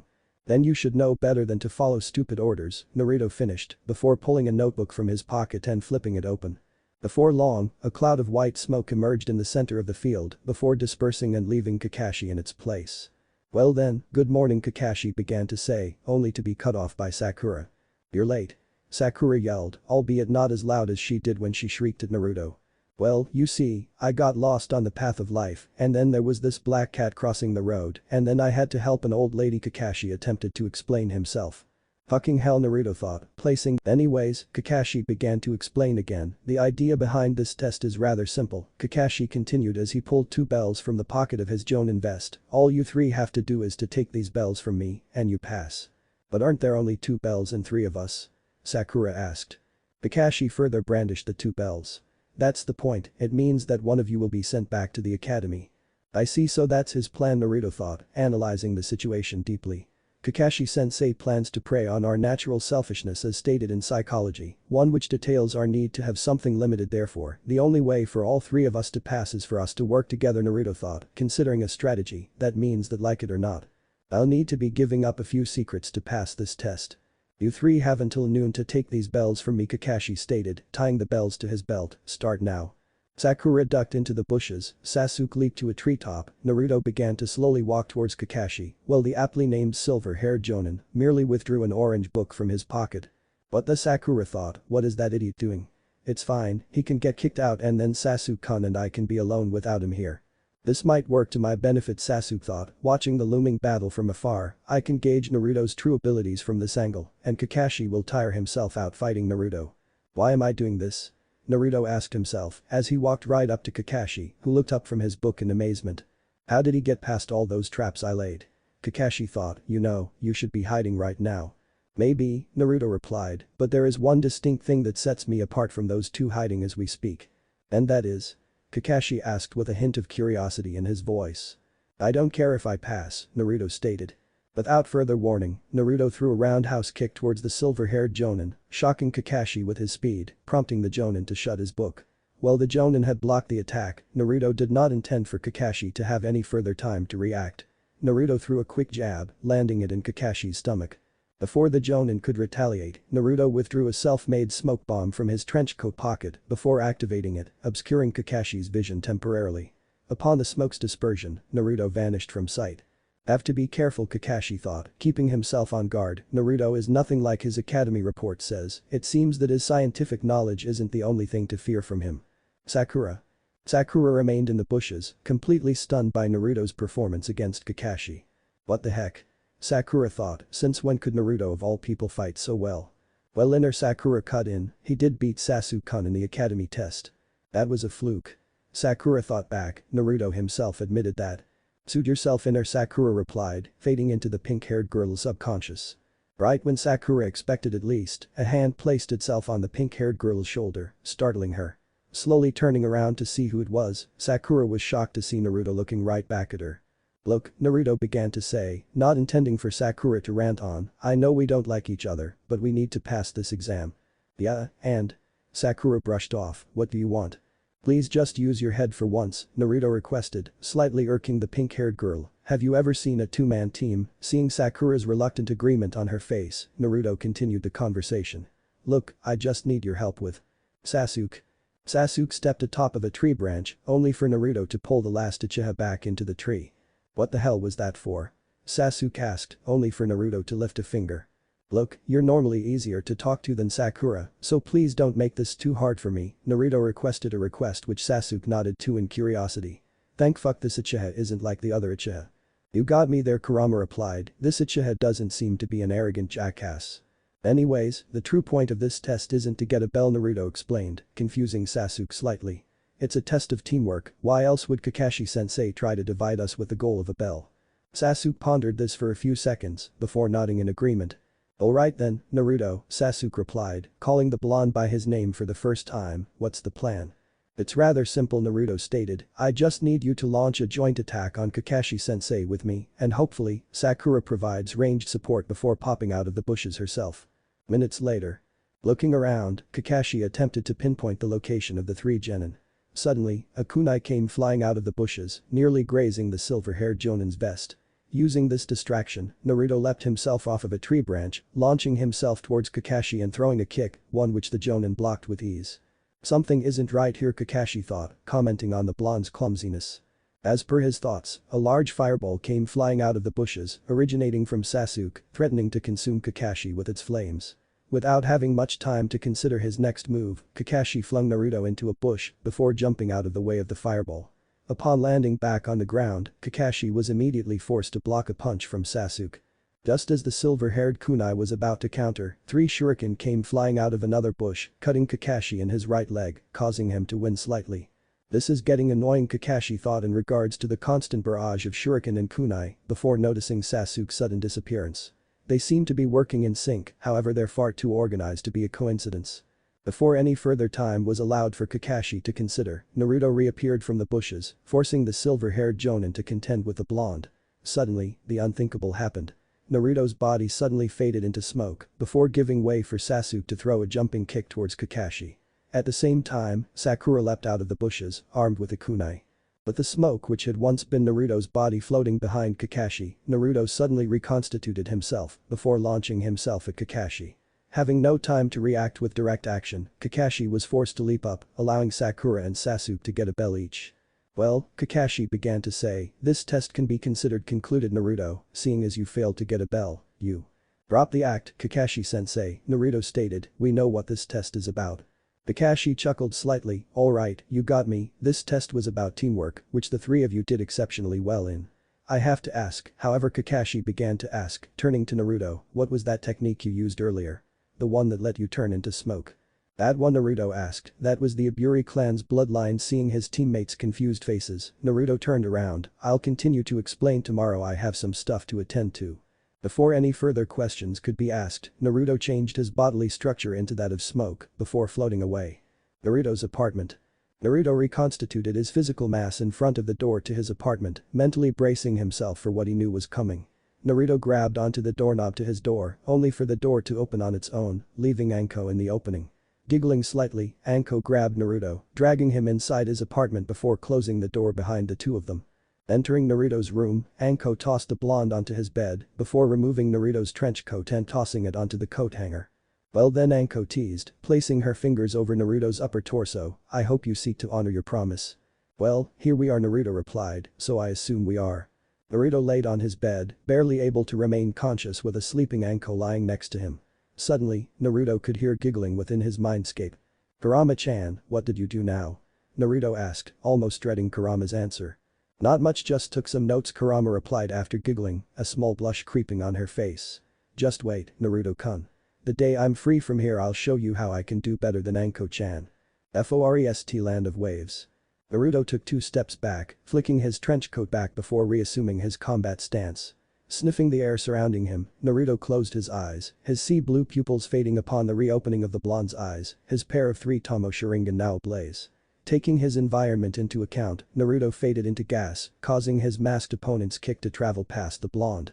Naruto reconstituted his body before noticing the fatal error he had made. Naruto stared forward as a Senbon's razor-sharp tip slowly approached his neck. This shinobi is showing himself to be a tough adversary, Naruto thought, observing the masked shinobi in front of him. This might cause some trouble. 5 days EARLIER late at night. So, Naruto-kun, Anko asked, leaning against the wall, where to? The land of waves, Naruto replied, placing a vial of a solution into a pocket of his black trench coat. Or a village there anyways, we need to protect a bridge builder from mercenaries on the way there. And your team needs you in that mission for? Anko questioned, surely they don't need an entire team of genin to protect someone from simple mercenaries.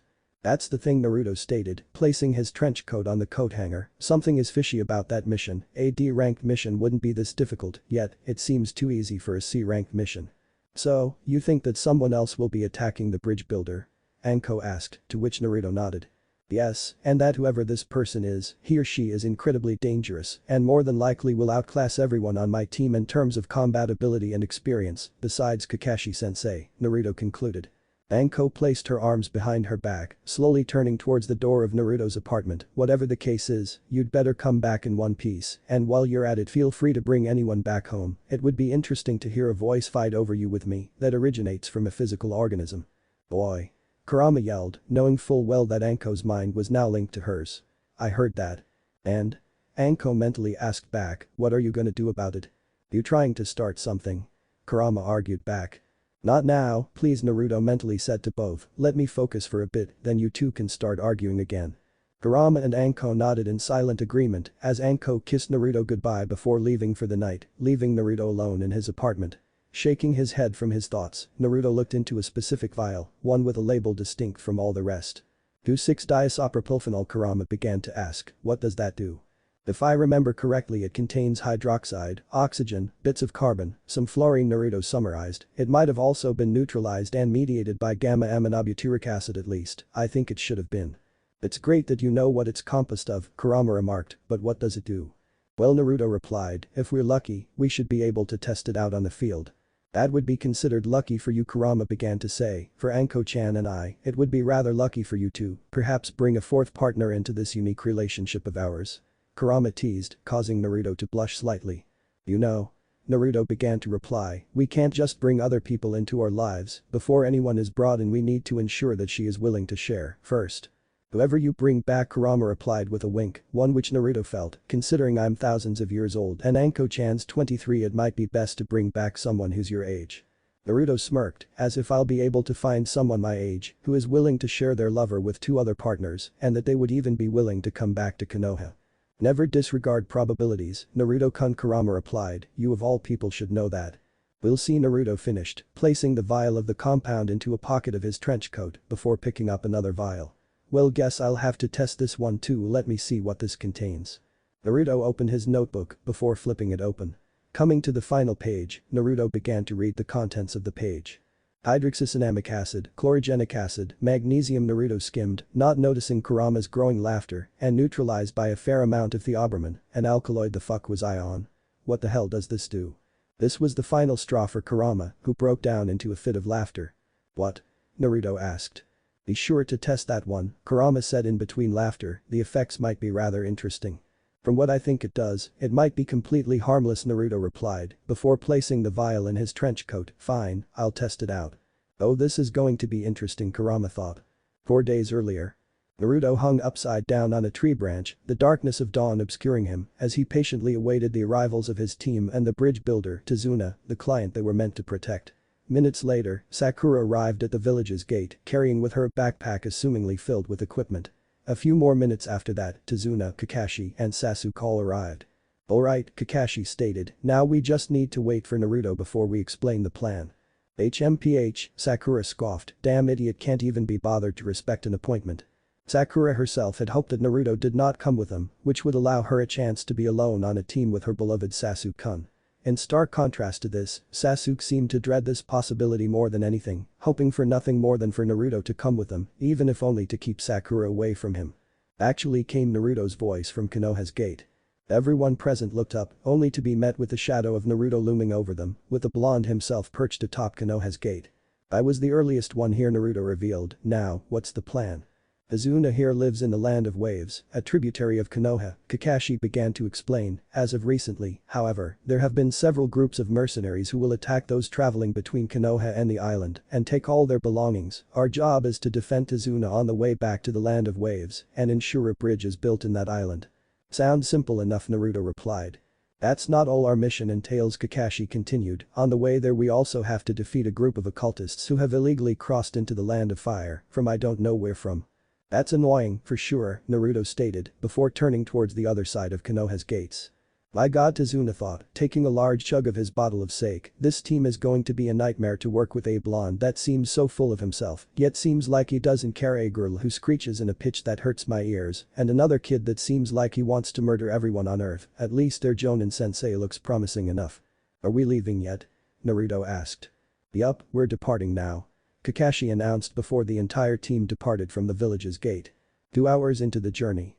This is boring, Naruto thought, looking towards the endless plains. Kurama-chan, you awake? Barely, Kurama muttered, yawning afterward. What do you need of me, Naruto-kun? I need to know how long more until we reach the Land of Waves, Naruto requested. I'm the nine-tailed demoness, Kurama deadpanned, not a compass or a map. I figured as much, Naruto mentally replied, before looking back at his travel companions, who looked just as bored as he did. This is going to be a long mission, isn't it, Kurama-chan? You're right about many things, Kurama replied, and this one is no different. Damn it, Naruto thought, anyways, what other bloodlines do I have access to? Let's see here, Kurama began to say, besides the Sharingan, the increased bone density of the Kagaya clan, and the Iburi clan's Kekkei Genkai, you also have access to Scorch Release, Crystal Release and my Kekkei Genkai, which I've never mentioned to you before. Which is it? Naruto mentally asked. Oil Release, Kurama replied, but I'll tell you more about it later, you have a lot of riveting walking to get to. Very funny, Naruto thought, as Kurama fell silent. And she did it, brilliant. 6 hours into the journey. Naruto looked around, noticing just how much every one of his travel partners besides Kakashi had lost their focus. This is a grim situation, Naruto thought, before stopping dead in his tracks. Noticing Naruto's halting footsteps, Kakashi stopped as well, before motioning for the other 3 people on this mission to stop as well. Slowly, Naruto placed a hand on the grasslands they were standing on. Suddenly, Naruto dug his right hand into the ground before lifting what was revealed to be a large tarp which was covered with grass, which had obscured a pit filled with many punji sticks, which, from what Naruto could tell, were laced with poison. How did he know? Sakura thought, he probably got lucky. Suddenly, an arrow landed in front of the group before many more came after them, forcing the group to seek shelter. Are those the occultists? Naruto asked, getting a nod from Kakashi in return, damn it. Anyone got a plan? Tazuna asked. I sure do, Naruto replied, picking out a vial from a pocket of his trench coat. What do you plan on doing? Sasuke asked, forming seals as he spoke. If I tell you, you won't go along it, Naruto replied, placing the vial back into his trench coat. Everyone, calm down, Kakashi advised, observing the situation as closely as possible. Whatever you guys do, stay together and don't lose sight of one another. Kakashi-sensei, Sakura muttered, pointing to where Naruto was. Kakashi turned his head before being met with the disappearance of Naruto. Damn, Kakashi thought, attempting to locate Naruto, I did not see that coming.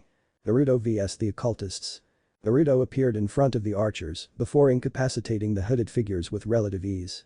Naruto looked onto the camp only to hear strange noises from behind him. Naruto turned his head only to be met with the sight of the occultists standing up once again. What the Naruto thought, only to be cut off as a flurry of arrows came flying towards him. Subconsciously activating his Sharingan, Naruto dodged every single arrow before catching one of them and throwing it towards an occultist, jamming the arrow into the archer's chest and causing him to collapse to the ground. To Naruto's complete surprise, however, and contradicting Naruto's near-complete knowledge of biology, the occultist stood up once again before pulling the arrow from his chest. They aren't very good fighters, that much is certain, Naruto thought, punching an occultist in the face before another grabbed him from behind. But they just don't seem to go down. Do they feel pain? Who knows? Naruto continued to think as he slammed the head of an occultist into a tree before being punched square in the face. Unfazed by this, Naruto shook off the blow before kicking the occultist in the chin, knocking him down. Seconds later, all the occultists stood up once more, seemingly unscathed from Naruto's barrage. Amongst deep breaths for air, Naruto stood up once again, seemingly now armed with a plan. Team 7 and Tazuna half an hour later. On my signal we leave our positions and assist Naruto. Kakashi ordered, receiving nods from Sakura and Sasuke. Free, Kakashi began to say. Sasuke held out a kunai. Do, Kakashi continued. Sakura held up 3 kunai. 1, Kakashi stated. Kakashi poised himself to leap off the branch he was on. Now. Kakashi announced. All 3 shinobi leaped out of their positions, ready to fight off the occultists, only to arrive at a quiet venue. Instead of many angry and rowdy occultists, the remnants of Team 7 were met with a calm Naruto, standing next to a group of bound occultists. What the Sasuke thought in disbelief, placing his kunai in his pouch, did Naruto beat them all alone? HMPF, Sakura mentally scoffed, I bet Sasuke could have done the same. Well, mission report, Naruto. Kakashi brought up. Occultists contained, Naruto began to explain, however there's something strange about them, there are human sacrifices littered around their camp and they don't seem to have the capacity of being injured, truly peculiar. Sasuke smirked, recognizing that Naruto had outperformed him once again. Not bad, my friend, not bad. Can we leave yet? Naruto asked, turning to Tazuna, who had now also arrived next to the group. Can you lead the way? Still shaken, the bridge builder nodded his head before hastily running to the front of the group. My god, Tazuna thought, that blonde kid is incredible, he doesn't look the part of a shinobi, but his abilities show otherwise, if anything he may make for the perfect inheritor of the will of the blood god. 2 days earlier noon. The group had since traveled for 2 days, taking a couple of breaks in between, which had mostly consisted of casual conversation and Sakura being rejected by Sasuke repeatedly. Finally deciding to break the silence, Kakashi spoke up. "So, Tazuna-san," Kakashi began to say, "what's the purpose of this bridge you're building?" Tazuna nearly spat out his sake, a move that had not gone unnoticed by Naruto. Strange, Naruto thought. "Well, that bridge makes it easier for my family and me to go on holiday easier," Tazuna explained. "That's nice," Kakashi replied, a slight suspicion now making itself clear in his mind. "I call bullshit," Naruto thought. "You're not wrong," Kurama replied, "no one, absolutely no one, uses bridges in the land of waves for holidays. Everyone uses boats." Exactly, Naruto thought, as his eye fell upon a puddle of water on the ground. "Now correct me if I'm wrong, it's not the monsoon season, is it?" "It's not," Kurama replied. "Then that puddle of water isn't natural," Naruto analyzed, which means. Before Naruto was able to warn his team, two figures burst out of the puddle, both of them having bladed chains tied to their wrists. Taking everyone completely off guard, the two shinobi wrapped their chains around Kakashi before tearing the masked Jonin in half, seemingly killing him. Sakura screamed in horror as Sasuke and Naruto both stepped before Tazuna, who fell unconscious in fear. "And the one threat goes down," one of the shinobi muttered, walking forward. "Look, kids, you three should just go on home and leave the bridge builder with us. From where we stand, you have no hope in hell to defeat us." "And where have you gotten this information from?" Naruto asked back, "A source? If so, is it a credible source? One which is credited as such? If not, a smartass, eh?" the shinobi asked, holding his arm up. "We'll teach you to be so smart." Before anyone did anything, Sasuke dashed towards the second shinobi, successfully plunging a kunai into the shinobi's chest. Taking this as his sign to strike, Naruto threw a punch towards the first shinobi, which was dodged with utmost ease. Taking this as his opportunity, the shinobi jabbed forward with his clawed glove, intent on plunging his arm into Naruto's chest. To his surprise, however, the blonde's body changed into a cloud of smoke, causing the attempted attack to pass through into nothingness. Meanwhile, Sasuke had just leaped over his opponent, dazing the bandaged shinobi. All while this was going on, Sakura stood in front of Tazuna, still shaking in fear, while she still felt obliged to defend her team's client. Suddenly, Kakashi re-emerged, before knocking out both enemy shinobi. "Nicely done, you three," Kakashi congratulated, placing the two unconscious shinobi on the ground, before turning to Tazuna and narrowing his only visible eye. "As for you, Tazuna-san, you have a lot of explaining to do." I don't know what you're talking about," Tazuna stammered. "Says the one who called a mission involving two skilled chunin a C-ranked mission," Naruto muttered. "If you don't speak up, we'll just turn and go home." With a defeated look on his face, Tazuna sighed, before speaking up. "Fine," Tazuna began to explain, "my country's trade has been largely taken over by that scumbag of a shipping magnate named Gato. We all have no money due to our economic depression. If I can complete this bridge, we can break this stranglehold over our country. Gato would always hire shinobi gangs to assert his hegemony over our society, even murdering my son-in-law. We would pay for a more expensive mission, but we have insufficient funds. I swear we'll pay up the full price after the mission is over." "If anything, this mission has now elevated to the level of an A-ranked mission," Kakashi stated. "We have no obligation to continue onwards, so I suppose." "No. We continue onwards," Sasuke exclaimed. "Sasuke, please try to understand," Kakashi began before turning towards Naruto. "What do you think?" "I don't care," Naruto replied. "I guess we can continue." Kakashi sighed, before turning towards Sakura, who merely nodded. "You three do understand that from here, we could meet shinobi on the same level as me?" Kakashi asked. "If any of you perish during this mission, it would be in your hands." The three genin nodded before Kakashi turned to Tazuna. "Well then, lead the way." Hours later. Now deep into a forest, Naruto noticed a white bunny hopping across the ground. Lifting a hand, Naruto motioned for his companions to stop moving forward. "What is it now?" Sakura asked, slightly frustrated. "There's someone here," Naruto explained. "A white rabbit can't be found in the wild, so it likely belongs to someone dangerous, someone skilled, someone who's currently observing our every step as we speak. Duck." "Well played, kid," a menacing voice suddenly said, as a large metallic broadsword whirled overhead, one which Team 7 and Tazuna narrowly ducked under. The massive sword jammed itself into the trunk of a nearby tree, as a figure now stood atop its blade, one which Kakashi recognized. "Zabuza Mamachi," Kakashi stated. "Guys, I'll handle this. If things go south, take Tazuna and run." To be identified by the legendary Kakashi of the Sharingan, the now identified Zabuza began. "Such an honor, but even such high praise will not save you." Zabuza formed a single seal, as mist emerged and encased the entire forest. "Sharingan?" Sasuke thought in confusion. Kakashi looked around, before lifting his headband, revealing the 3-Tomo Sharingan in his left eye. "Wait, what?" the Sasuke thought. "How did he get that eye?" "Well, that was unexpected," Naruto thought.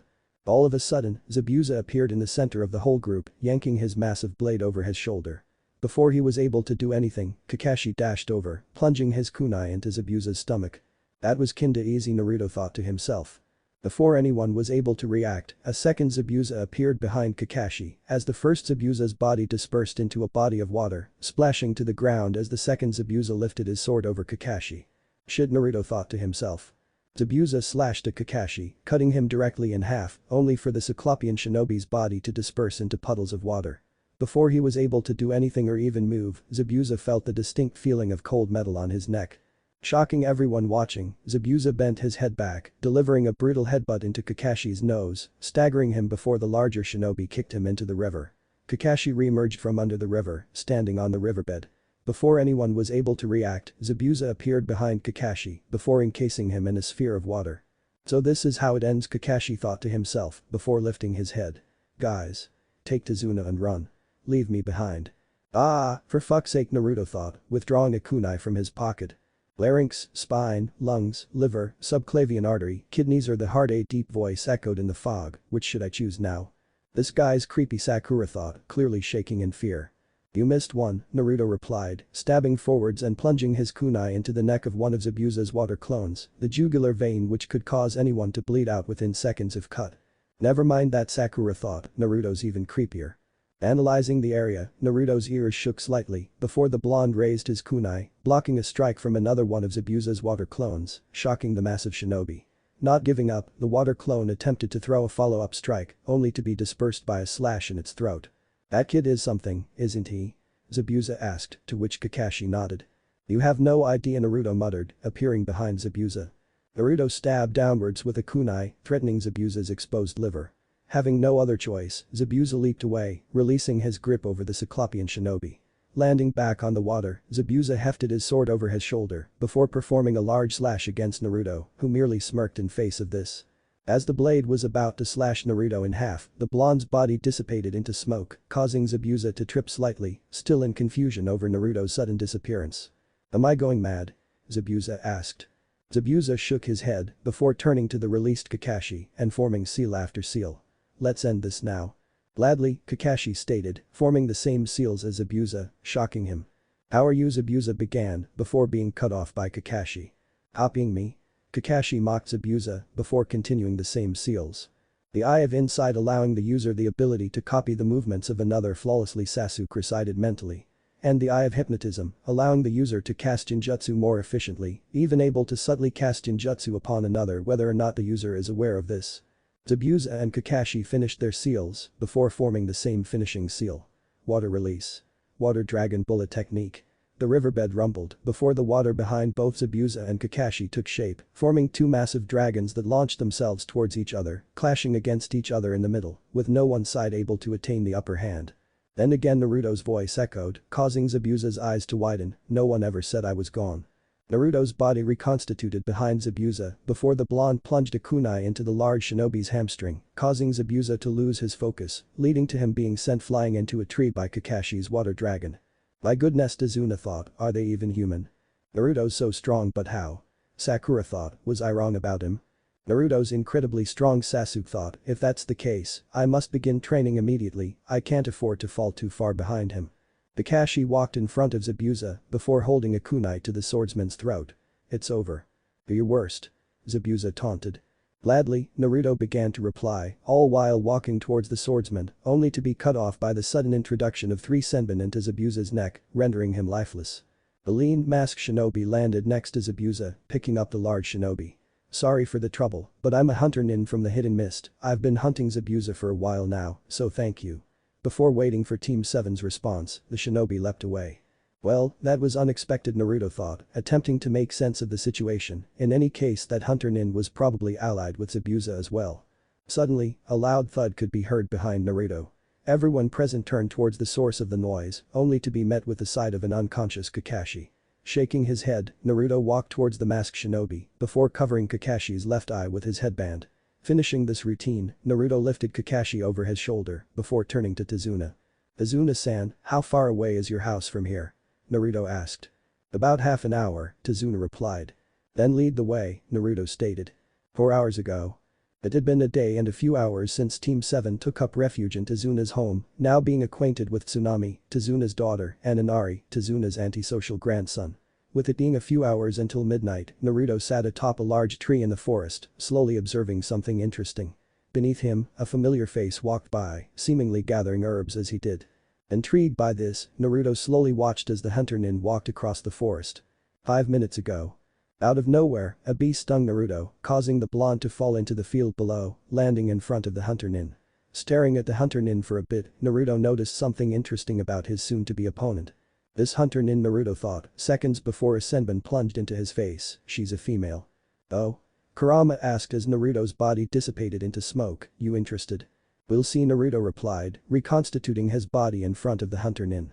Alright then, you have 10 seconds to explain what you're doing here. I should be the one asking you that, the hunter Nin replied. Present time. Millimeters away from being stabbed in the neck, Naruto grabbed onto the wrist of the hunter Nin, stopping the stabbing movement entirely. You know, Naruto began to say, confusing the hunter Nin, it would be easier to address you by a name, rather than just hunter Nin. HMPF, the hunter Nin scoffed, we'll see if you deserve it, first. Fair bet, Naruto thought.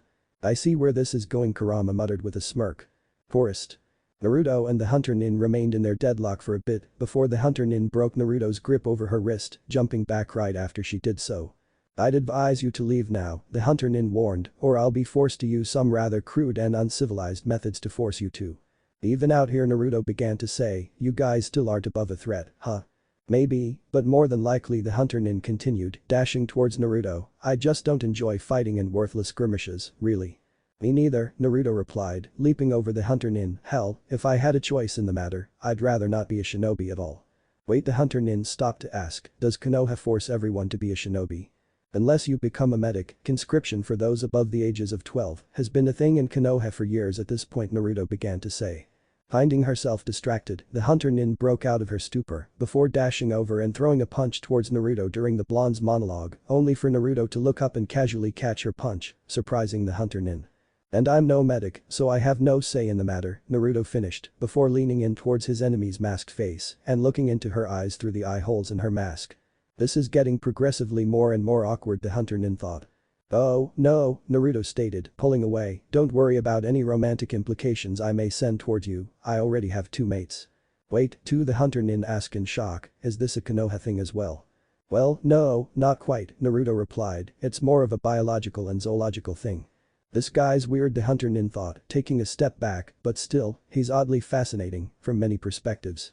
Realizing how their scuffle had suddenly shifted to a casual conversation, Naruto slipped into his stance before turning to face the hunter Nin. As fun as our conversation has been, it is unfortunate for me to say how I do not have a say in the matter of my duty as a shinobi, Naruto began to explain, before spinning a kunai by its ring, so, I will have to detain you for the time being. Almost forgot that he was an enemy, the hunter Nin thought to herself, withdrawing 3 senbon.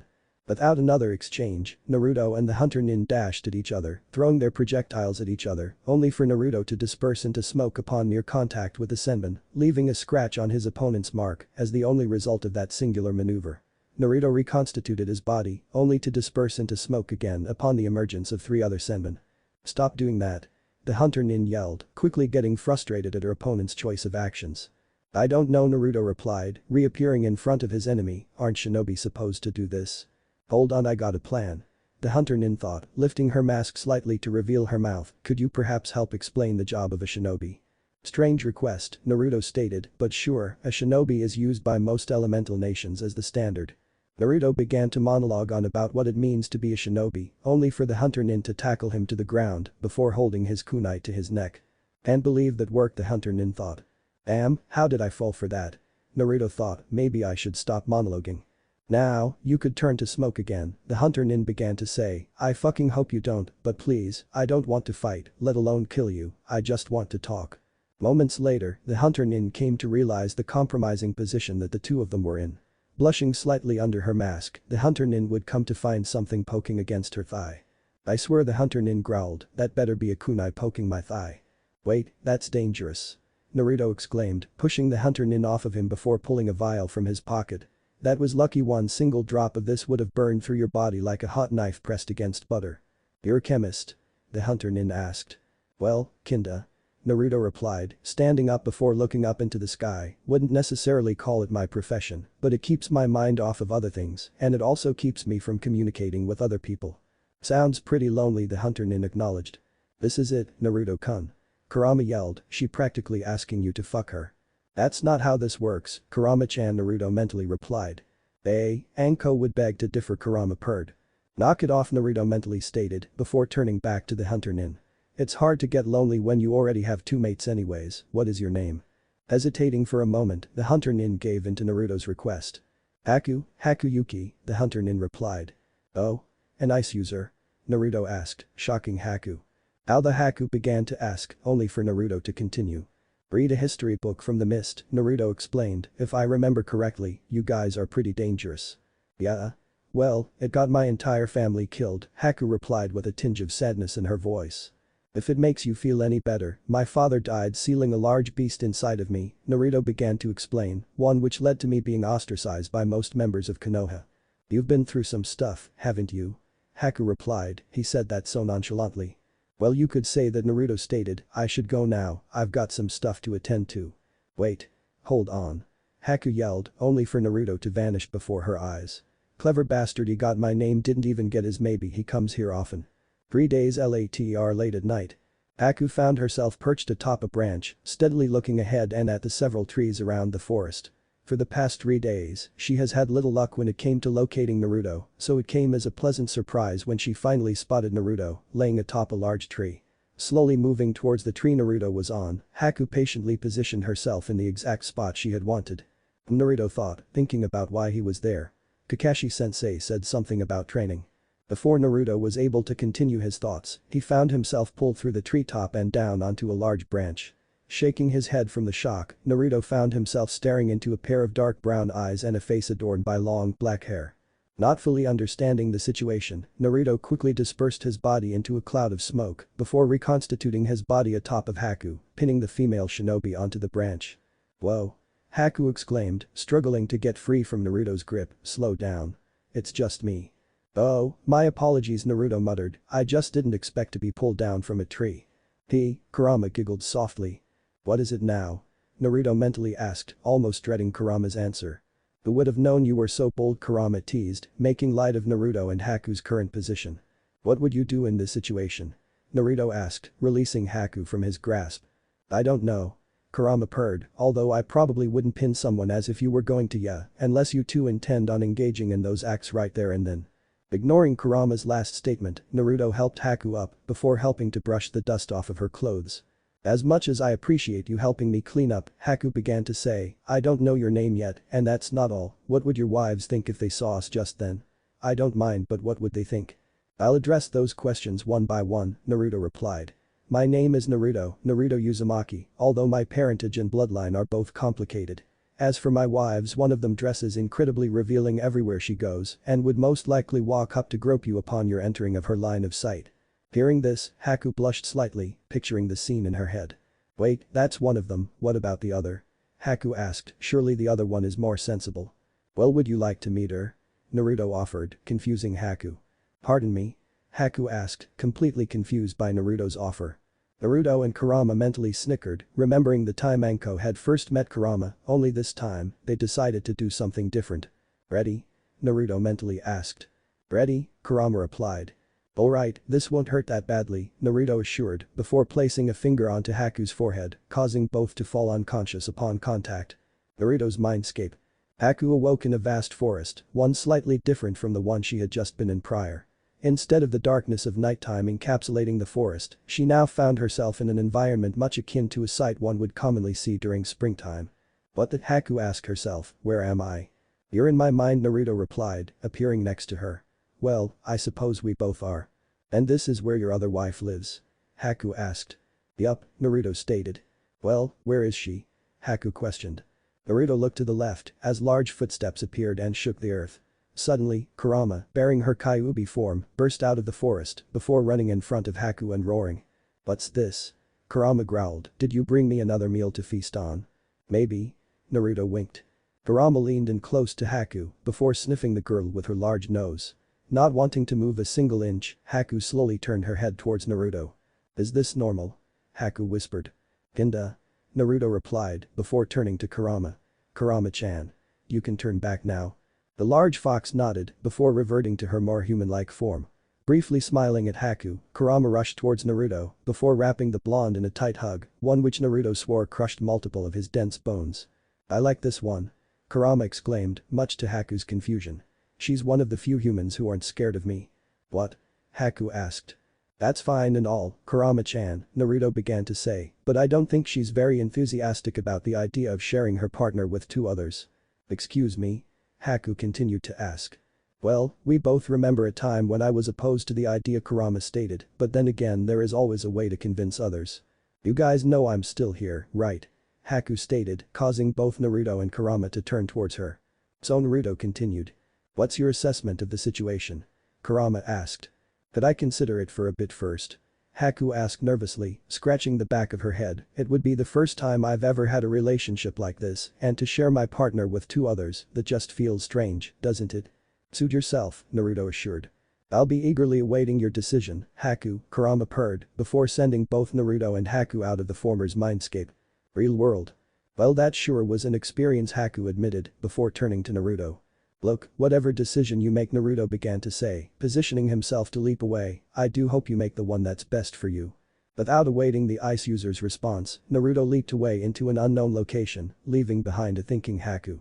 And Haku thought, her mind completely conflicted by the previous series of events. I can't bring myself to betray Zabuza-sama, but I can't bring myself to kill Naruto either. What happens if, during our next clash, I have to fight Naruto-kun? Haku paused for a bit, blushing upon the realization of what she had mentally addressed Naruto as. Damn it, Haku thought, he probably doesn't even think that much of me. That wife of his was quite the beauty, what would I be to him? I can't believe it, he's got two wives already, but yet I'm falling for him. 1 week later midnight. Naruto, Haku muttered, looking down from the treetop she was perched on. Why wait, that's not right. What motivates you to train as a shinobi? I know you do not like to be a shinobi, but your strength was not given to you during your birth, so why do you intend on getting stronger? That's quite the question, Naruto murmured, considering the best approach to reply to that question. I suppose I have no answer for that question. Perhaps I can rephrase that question, Haku stated. What do you see as the purpose of your life? So you're asking me about what I think the meaning of life is? Naruto asked. Essentially, yes, Haku replied. Naruto muttered, considering what his answer to Haku should be. A long time ago I considered my life to be meaningless. I just lived in an orphanage for most of my life and was mostly ignored by most people, I guess. Well, this is getting kinda dark, Haku thought. What made me change my mind about my life, Naruto continued, was learning about my heritage. It was at that point in my life that I learned the harsh truth of this world. Life has no inherent meaning. The meaning of life is made dependent on every individual living being in the world. For an animal, the meaning of its life could be to endlessly prey on the carcasses of dead animals, such as vultures or hyenas, or the meaning of an animal's life could be to endlessly expand its territory and to defeat every rival it could, such as a tiger or a lion. Well, this took a turn, Haku thought. For humans, some people use their lives to nurture and to grow further life on the lands of which we roam, Naruto explained. Some use their lives to create while others use their lives to destroy, to tarnish, and to eliminate all progress made by civilization. How would you describe yourself on this spectrum? Haku asked, unsure of how Naruto would take to this question. Well, I'm not the best person on earth. My blood is tainted by both the sins and virtues of 1,000 bloodlines before me. I guess I dedicate my life to helping progress humanity in terms of science, even if only to ensure innovation continues. Naruto explained. That, Haku began to say, completely blindsided by Naruto's given answer, that is a noble cause. To ensure humanity doesn't remain stagnant, especially on the shoulders of one person, that is one of the greatest duties anyone could assume. In that case, what would you say is yours? Naruto asked back, what do you intend to do with your life? Well, I would say that I want to protect, Haku replied without hesitation. It is through protecting that one truly becomes strong. Who do you intend to protect? Naruto asked. We'll come to find out, won't we? Haku asked, winking as she did so, before putting on her mask and leaping away. HMPF, interesting, Naruto thought, before leaping onto a branch. Guess I'll spend the night here. My team doesn't exactly appreciate the fact that I wander off every day. An hour later. Deep in his sleep, Naruto failed to realize the approaching presence of Haku. Cautiously approaching the blonde, Haku looked around, removing her mask before planting a small kiss on the sleeping Naruto's forehead. We're attacking the bridge builder tomorrow, Haku whispered. I pray that I do not have to face you in a fight to the death. Shedding a single tear, Haku quickly leapt away, leaving behind a sleeping Naruto. Inwardly, Kurama smirked. While her host had been oblivious to the previous series of events, she had been fully aware of the situation. Oh, Kurama thought, she loves him, yet it seems she just needs a nudge in the right direction. In any case, things should be interesting tomorrow. The next morning. Good to see you showing up to the team meeting, Naruto, Kakashi acknowledged, knowing full well that Naruto would rather be anywhere else but here. Anyhow, we are going to be escorting Tazuna back to the bridge today, and I would like you to be there, Naruto. That's fair enough, Naruto muttered, but I'm pretty sure that Gato might send someone to, how should I say, cut off the head of the snake. You get what I mean.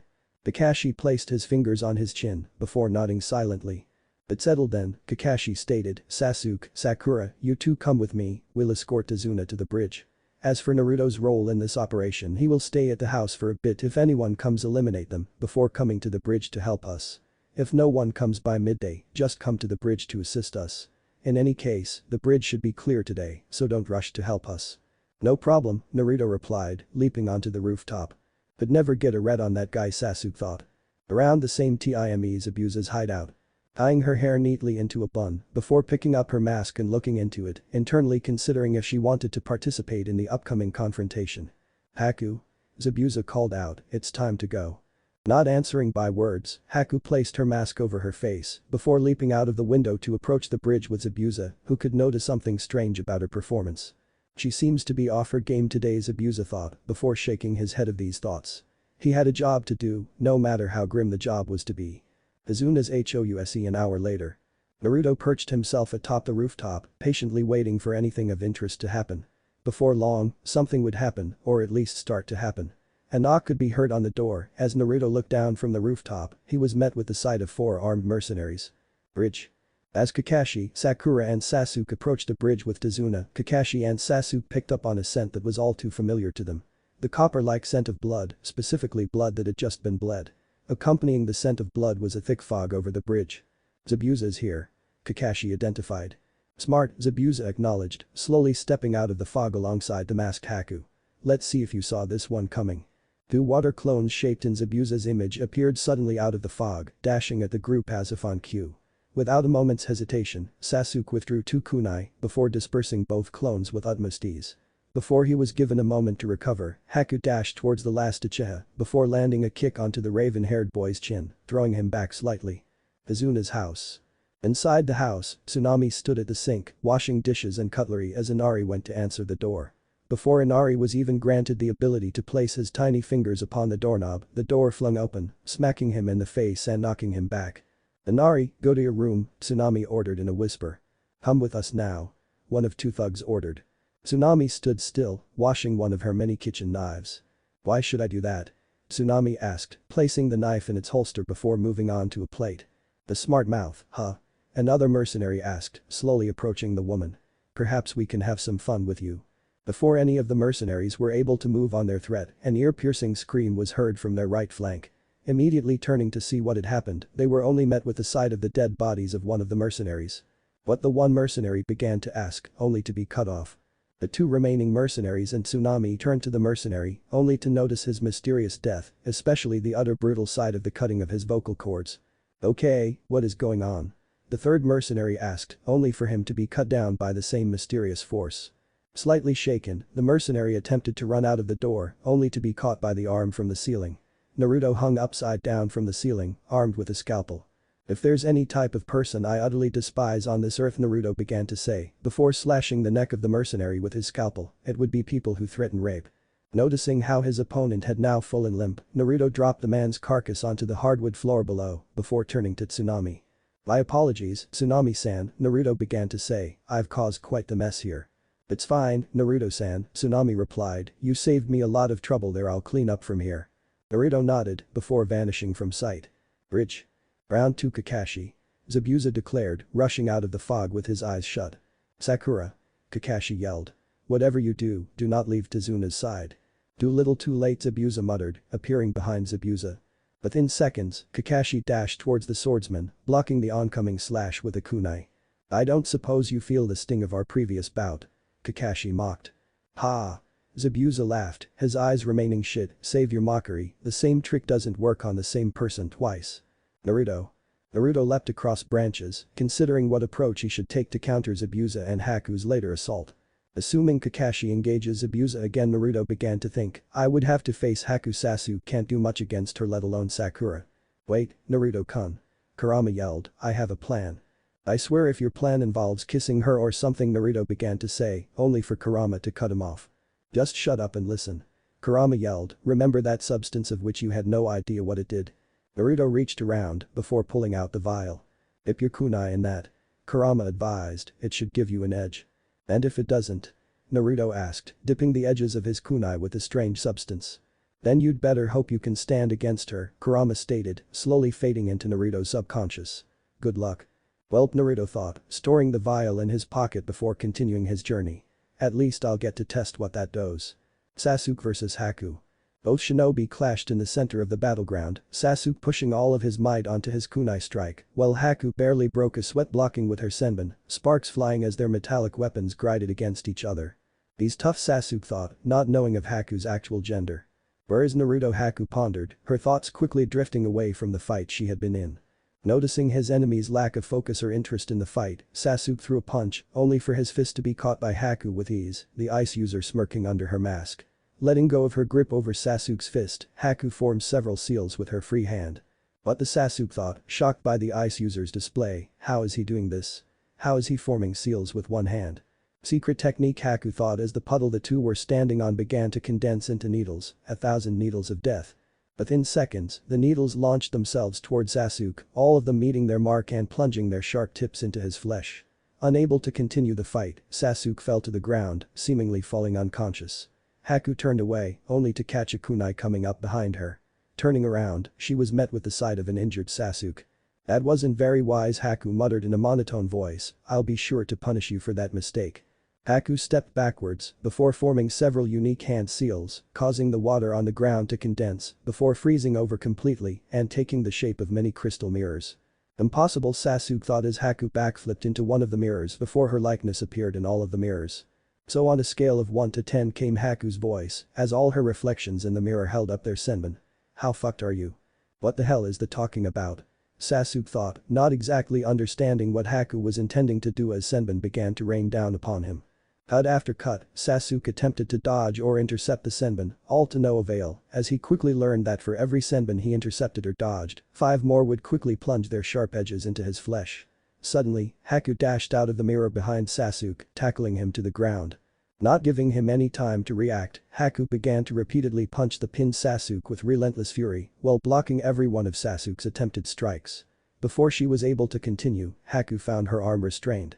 You've finally arrived, Haku muttered, looking up at Naruto. Miss me? Naruto joked, making sure that his teammates had not heard that statement. Very much so, Haku mentally replied, doing well to ensure Naruto's teammates did not know about their meetings, before leaping backwards. You alright, Sasuke? Naruto asked, helping the raven-haired boy up. Do I look alright? Sasuke joked, in all seriousness, do not take him lightly, he's really strong. Take a break, Naruto advised, I'll take it from here. Naruto watched as Sasuke ran to Sakura's side before turning to Haku.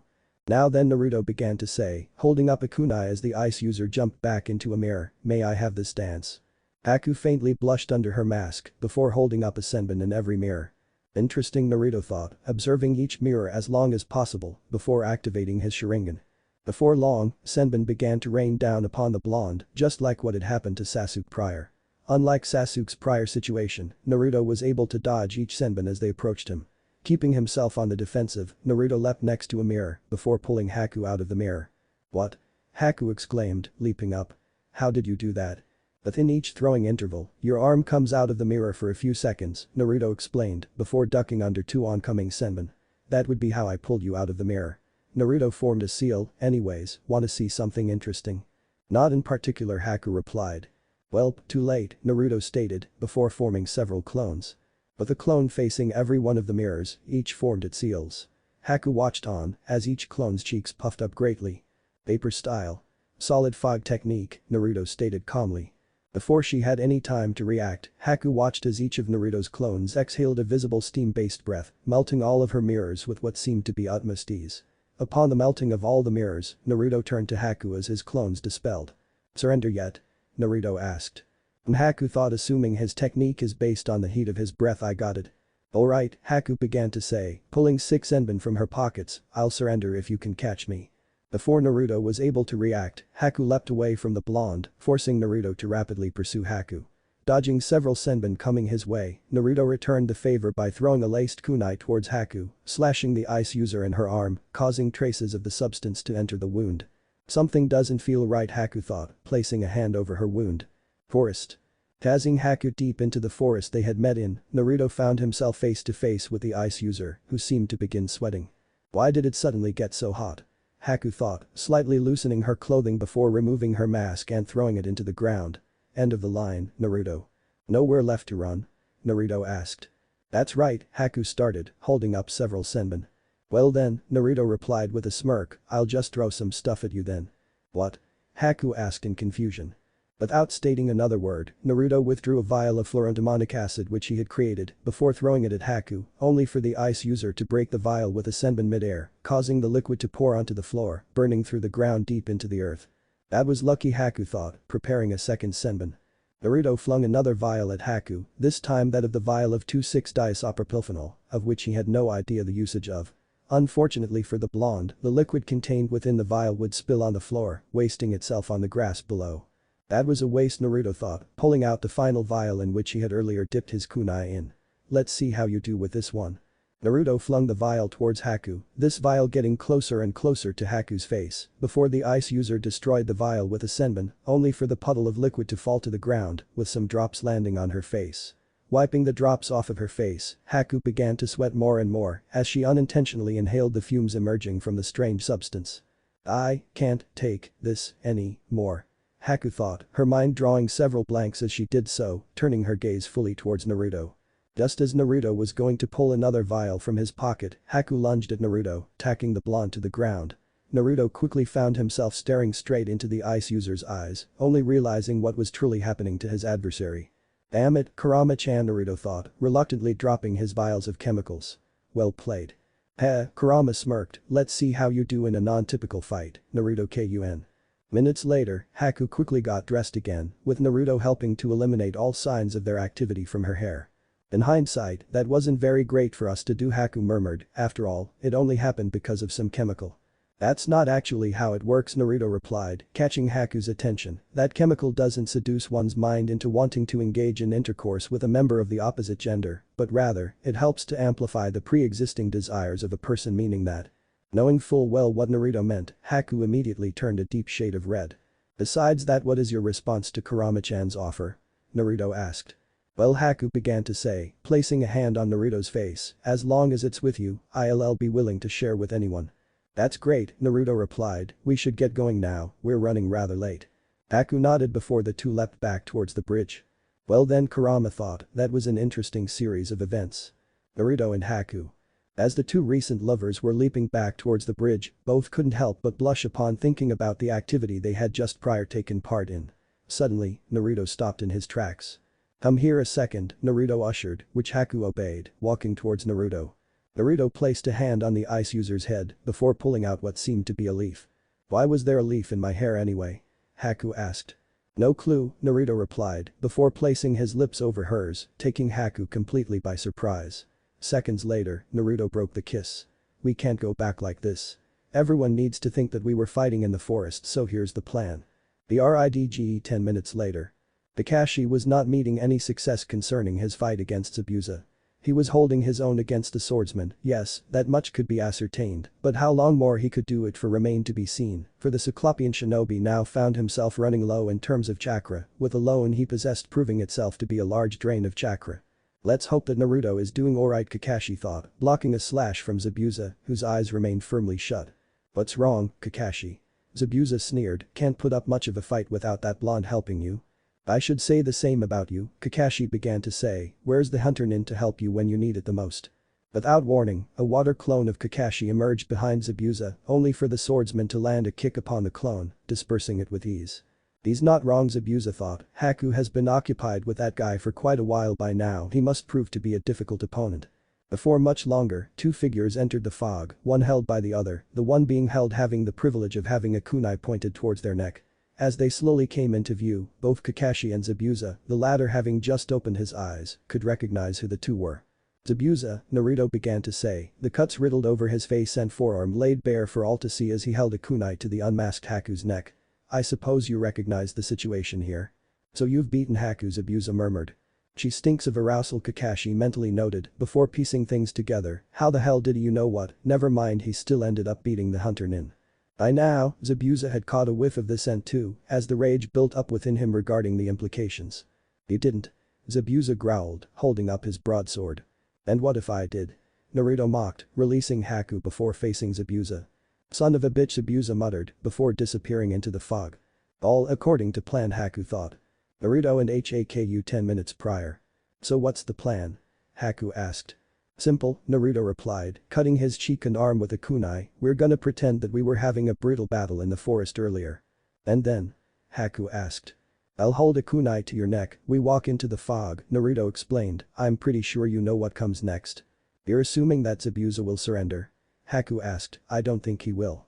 That's what I'm banking on, Naruto revealed, Zabuza wouldn't just surrender like that, what I'm hoping for is that he'll rush me, adding on to that would be his sense of smell, considering he had his eyes closed, he would probably smell our fluids. And you're gonna fight Zabuza?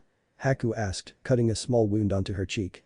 Well, fight is an interesting way of putting it, Naruto continued, but yes, I will confront Zabuza. Ah, I get it now, Haku replied, you're hoping that you can tire out Zabuza, and since he is enraged, he probably will and then, I guess you're hoping for me to step in to mediate. Yes, you're not wrong, Naruto stated, standing up. Ready? Ready, Haku replied, before leaping away with Naruto. Present day. Naruto found himself in the center of the fog, finding himself locked into a solo duel with Zabuza, considering how Kakashi had been far too spent to act, while Haku had chosen to remain neutral. Suddenly, Zabuza's massive blade swiped through the air, only for Naruto's body to disperse into smoke before any harm was able to be done towards the blonde. Stay still, kid. Zabuza yelled. Why? Naruto asked, you have something against love. I do not, Zabuza stated, grabbing the blonde by the throat as Naruto reconstituted his body, but I do have something against those who impose themselves upon others. Seeing a way in which he could use this to his advantage, Naruto intentionally remained in his physical form, forcing him to take the full force of Zabuza's chokeslam of his body into the bridge, parts of it crumbling under the impact. Alright, Naruto began to say, pulling out a vial, no turning back now. Catching this with the corner of his eye, Zabuza quickly pulled away from his foe, just as Naruto flung the vial towards the swordsman. Seconds before the vial would make contact with the swordsman's face, Zabuza swiftly chopped the vial in half, only for the liquid in the vial to spill out, before immediately combusting into a large cloud of flames, with most of the flames present on the blade of Zabuza's broadsword. So that's what it does, Naruto murmured, standing back up. But the flames still present on his blade, Zabuza slashed at Naruto with all his might, the force of the swing, throwing what chemicals that had remained on the blade off of it, only for the blonde to disperse into smoke once again. Stand still, and let me take your head off of your shoulders. Zabuza yelled, only for Naruto to reconstitute his body in front of the swordsman. Fine then, Naruto stated, dropping his weapons on the ground, behead me, then. Gladly, Zabuza sneered, slowly walking towards Naruto. Just take note that Naruto began to say, as Zabuza lifted his sword before slashing at Naruto's neck, it was all Haku's idea to engage in passionate activities, imagine how she would feel if you cut my head off, right here, and right now. But the tip of Zabuza's blade a few millimeters away from Naruto's neck, the swordsman stopped in his tracks, before turning towards Haku. Haku, Zabuza began to say, is he telling the truth? Blushing slightly, Haku nodded, confirming Naruto's previous remarks, stunning Zabuza. Ah, so that's how it is, Zabuza stated, jamming his sword into the ground, you're lucky, kid, Haku seems to genuinely be infatuated by you, Zabuza turned to Haku, and it's especially lucky you said something when you did, Haku, else your boyfriend here would be left headless. Right before Naruto had been able to reply, the three were cut off by a series of slow and steady claps, which rang across the bridge. That bastard, Zabuza muttered, as Naruto turned his head, coming face to face with Geto, who had a large army of thugs standing behind him. Demon of the Mist. Geto mocked, what a joke. The hell are you doing here? Zabuza asked. Well, you and your tool have proven yourselves to not be worth the money that would be needed to pay you, Geto stated, so this is the second best solution. The army of thugs began walking forwards as Naruto, Haku, and Zabuza stood to face them. Kill them all, Geto ordered. We'll see about that, Naruto muttered, gritting his teeth. Kakashi-sensei. You still have anything left in you? I'll do my best, Kakashi assured, stepping forwards. You won't court-martial me if I say, Naruto began to say, left no prisoners. Not the time. Kakashi remarked, although it is good that he is starting to joke around. Naruto sighed, before stepping forward slowly, those slow steps quickly speeding up. Upon approaching the group of mercenaries, Naruto leaped forwards, using the head of one mercenary as a platform, before landing a punch onto another mercenary, knocking both out cold. Suddenly, a mercenary brought down a pipe over Naruto's back, only for the blonde to block with his forearm, snapping the pipe in half. He's good at this, Haku thought, launching a senbon into the skull of one of the mercenaries. Upon his breaking of the pipe in half, Naruto quickly pulled his arm back, before throwing a punch into the face of the assailant, knocking several teeth out of the man's mouth. Seconds before several blades could bring down their slashes upon him, Naruto threw a smoke grenade on the ground he stood on, allowing him to disappear, while also stunning the three mercenaries at the same time. I may not use kunai, Naruto thought, before pulling out two scalpels, but I know damn well these are much sharper. Appearing behind one of the mercenaries, an ear-piercing scream could be heard as Naruto slashed at the tendons of the mercenary, causing him to lose his footing before the blonde vanished once again. Before anyone was aware of what was going on, Naruto appeared behind another mercenary, before plunging both scalpels into the flesh between the man's scapula and clavicle, causing him to fall to the ground in pain. Suddenly, the third mercenary emerged from the smoke, attempting to grab the blonde, only for Naruto to plunge a scalpel into the man's palm, before backflipping and kicking the man, knocking him out. But the surgeon's precision, no less, Kakashi mentally observed, backhanding a mercenary. 10 minutes later. Only two mercenaries stood in Naruto's way, both of which shook upon seeing the battle-worn blonde. Naruto walked towards the two, literally licking his wounds as he readied a new pair of scalpels. Before any of the mercenaries were able to react, Naruto's movement sped up into a blur, before two long cuts were dealt to the two mercenaries, incapacitating both of them, leading Naruto to come face to face with Gato, who stumbled in fear. Wait. Gato yelled moments before Naruto plunged a scalpel into the man's throat. Don't kill me. I'll do anything. I'll give you anything. Go on, Naruto stated, pulling a vial from his trench coat before plunging the two scalpels into the lowlife's ankles, immobilizing him. Please. Gato pleaded, I'll give you money.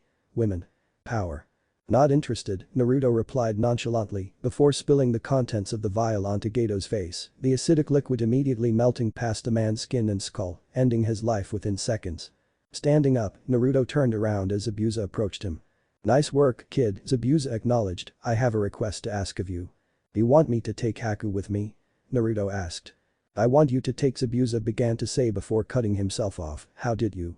I have a rather observant pair of eyes, Zabuza-san, Naruto replied in a non-condescending manner. I can tell that you are a battle-hardened shinobi, one who wouldn't hesitate to kill. This contrasts Haku greatly, seeing as how she seems to throw up just on the thought alone.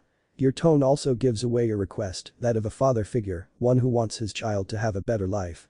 Zabuza was stunned. Within seconds, this boy who seemed not much older than Haku managed to decipher his entire plan. Perhaps Haku did choose well, Zabuza thought. Well played, although there was one thing you didn't manage to guess. It was Haku who had suggested the idea. Really? Naruto asked. Well, yeah, Haku murmured, a blush forming on her face. I can't think of life now where I am apart from you, Naruto-kun. Take care of her for me, kid, Zabuza requested, keep her safe, and if things go well, we may meet each other again soon hopefully. By then, you don't use such strange tactics to best others in combat.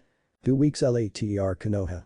So, Hiruzen began to say, attempting to wrap his head around the report Kakashi had just given him. You're saying that the bridge was completed, that the two shinobi who originally were out to get Tazuna were befriended, with one of them wanting to join the village and live with Naruto, and that the mission turned out to be an A-rank mission. That's right, Kakashi confirmed. Anything else? Hiruzen asked, what about individual reports? Well, starting with Sakura, I'd say that she was very capable of completing the chakra control task, while showing minor improvements in terms of combat ability. With Sasuke, he showed exceptional selflessness, as well as admirable combat abilities, while being able to perform strategically in a fight, Kakashi began to explain, although Naruto overshadowed both of them in this mission. He showed remarkable combat abilities, a brilliant strategic mind, as well as some sort of instinctual call to action, as if this mission would be his last. Most impressive, Hiruzen acknowledged. Well then, a job well done, Kakashi, you and your team have earned yourselves a well-deserved rest. Naruto and Haku. Now, this situation may be awkward unless we can get a second bed, Naruto mentioned as the two entered his apartment. Can't we share a bed? Haku asked. Well, that's not an option, Naruto replied, pointing towards his bed. It's too small, and I've already tried that before, it was not fun. Speaking of which, where is your other mate you mentioned? Haku asked. Behind you, since the moment you came in, Naruto stated. Haku turned around, only for Anko to lunge at the ice user, trapping Haku in a tight hug while taking the opportunity to grope the girl. "You're so cute." Anko remarked, "My name's Anko, I take it that you're joining our large family." Now, Anko," Naruto stated, "she needs oxygen to breathe." "Oops, sorry about that," Anko replied, letting go of Haku, "I take it that you're the same age as Naruto." "Yes." Haku replied, not knowing how Anko would reply. "That's fresh," Anko remarked, "both me and Kurama-chan are older than Naruto-kun. Speaking of which, what is your name?" Hakuyuki, Haku stated. "Now, if you don't mind, Anko-chan," Naruto interjected, "we're leaving to get a bed for Haku while also showing her around the village." "No problem." Anko stated, "Have fun. But make sure you two don't go fucking in the streets." Naruto and Haku both blushed before leaving their shared apartment. Naruto apartment midnight.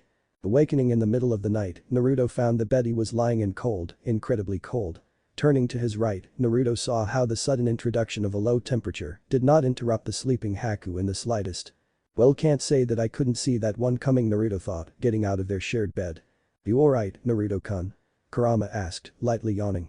"I'm fine, Kurama-chan," Naruto replied, "I will need to investigate the sudden drop in temperature, though. Maybe Haku-chan could explain." Kurama suggested, "She does seem to be unaffected, after all." "Well, it is highly unlikely that she could provide any logical answer," Naruto began to say, "she just so happens to use ice chakra and comes from a family of ice users. Didn't think that statement through, my apologies." "It's alright, Naruto-kun," Kurama replied, "now if you don't mind, I'll go back to sleep now." Naruto nodded before slowly walking towards the sleeping Haku. Without making a single noise, Naruto gently placed a hand over her forehead in an attempt to detect the amount of heat that her body produced, only to realize how cold her forehead was. Wait, her body felt warm when Naruto began to think, well, when she was conscious, her body feels warm, that would mean that she subconsciously produces this cold energy, but I assume the rapid burning and breaking down of glucose and other nutrients in her body make it so that it heats up, which would mean that she's probably the one that produced this cold environment. Humming to his conclusion, Naruto tapped Haku on the shoulder, prompting the ice user to slowly open her sleepy eyes. "Is it morning already?" Haku muttered. "No, it just hit midnight," Naruto replied, "probably would be considered morning if we both joined some sort of death cult," Naruto joked, getting a chuckle from Haku, "but that would just be illogical. Somewhere, in an alternate universe." Sleeping in the same bed with Sakura and Anko, Naruto suddenly awoke from his slumber before sneezing repeatedly. "You alright, Foxy-kun?" Anko teased, "or is that Hanyu physiology letting you down?" "It's probably some asshole talking about me, probably that damn Uchiha," Naruto dismissed, "as for my physiology, you should know by experience that it performs far above expectations." "Well, you're not wrong there," Anko replied with a blush as Sakura looked on from the side. "I wonder when it'll be our turn," Inner brought up, causing Sakura to turn a deep shade of crimson. "Back and born different." "Anyways," Naruto began to say, "besides that, I wanted to ask you something." "Before that, did you just use two different sentence starters?" Haku asked. "What?" Naruto asked back. "Well, usually we start sentences with just one, either just anyways or besides that," Haku began to explain, "so I just got confused on why you used two." "Well, I never exactly learned how to communicate properly with other people," Naruto replied. "Anyways, do you exert a cold temperature when sleeping?" "Pardon?" Haku asked in a bewildered tone. "It's just that I'm pretty sure your body subconsciously produces some sort of cold energy, which might be an effect of your unique chakra working constantly." Naruto began to give his hypothesis, which could essentially be explained as a reflex action or an involuntary action that's exclusive to you. "Okay, that's cool and all," Haku began to say, "but could you use simpler terms to explain?" "Well, first of all, that's not an explanation, that's a hypothesis," Naruto began to say. "Secondly, I'm not done yet." "Wait, what?" Haku asked. "Essentially, hormones in your body react to some sort of chemical reaction, which may be a result of the breaking down of excess ice chakra in your body," Naruto continued. "Your body does produce heat, as for how I know, well, we both know how I know, but essentially, your body produces more heat when you're conscious. Due to the breakdown of chemicals like glucose to provide your body with enough energy." Before Naruto was allowed to finish, Haku placed her lips over his before flipping him onto their bed. "Will that shut you up, Naruto-kun?" Haku asked with a smirk. Naruto smirked in response before dispersing into smoke and reconstituting his body above Haku, pinning her onto their bed. "Wouldn't try that again, Haku-chan," Naruto replied. "Anko-chan already tried that once and it didn't work before." Haku flicked her hair backward before biting her lip. What are you going to do now? Haku asked, keep me in this position. Wouldn't you like to know? Naruto asked back as he brought his face up to hers. Getting frisky now, are we? Came Anko's voice, preventing both teenagers from escalating the situation, at midnight no less. Would you like to join? Haku offered.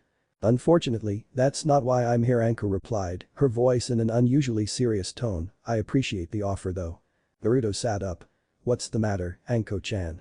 I would explain, Anko began to say, but could you turn on the lights first? I can't see anything.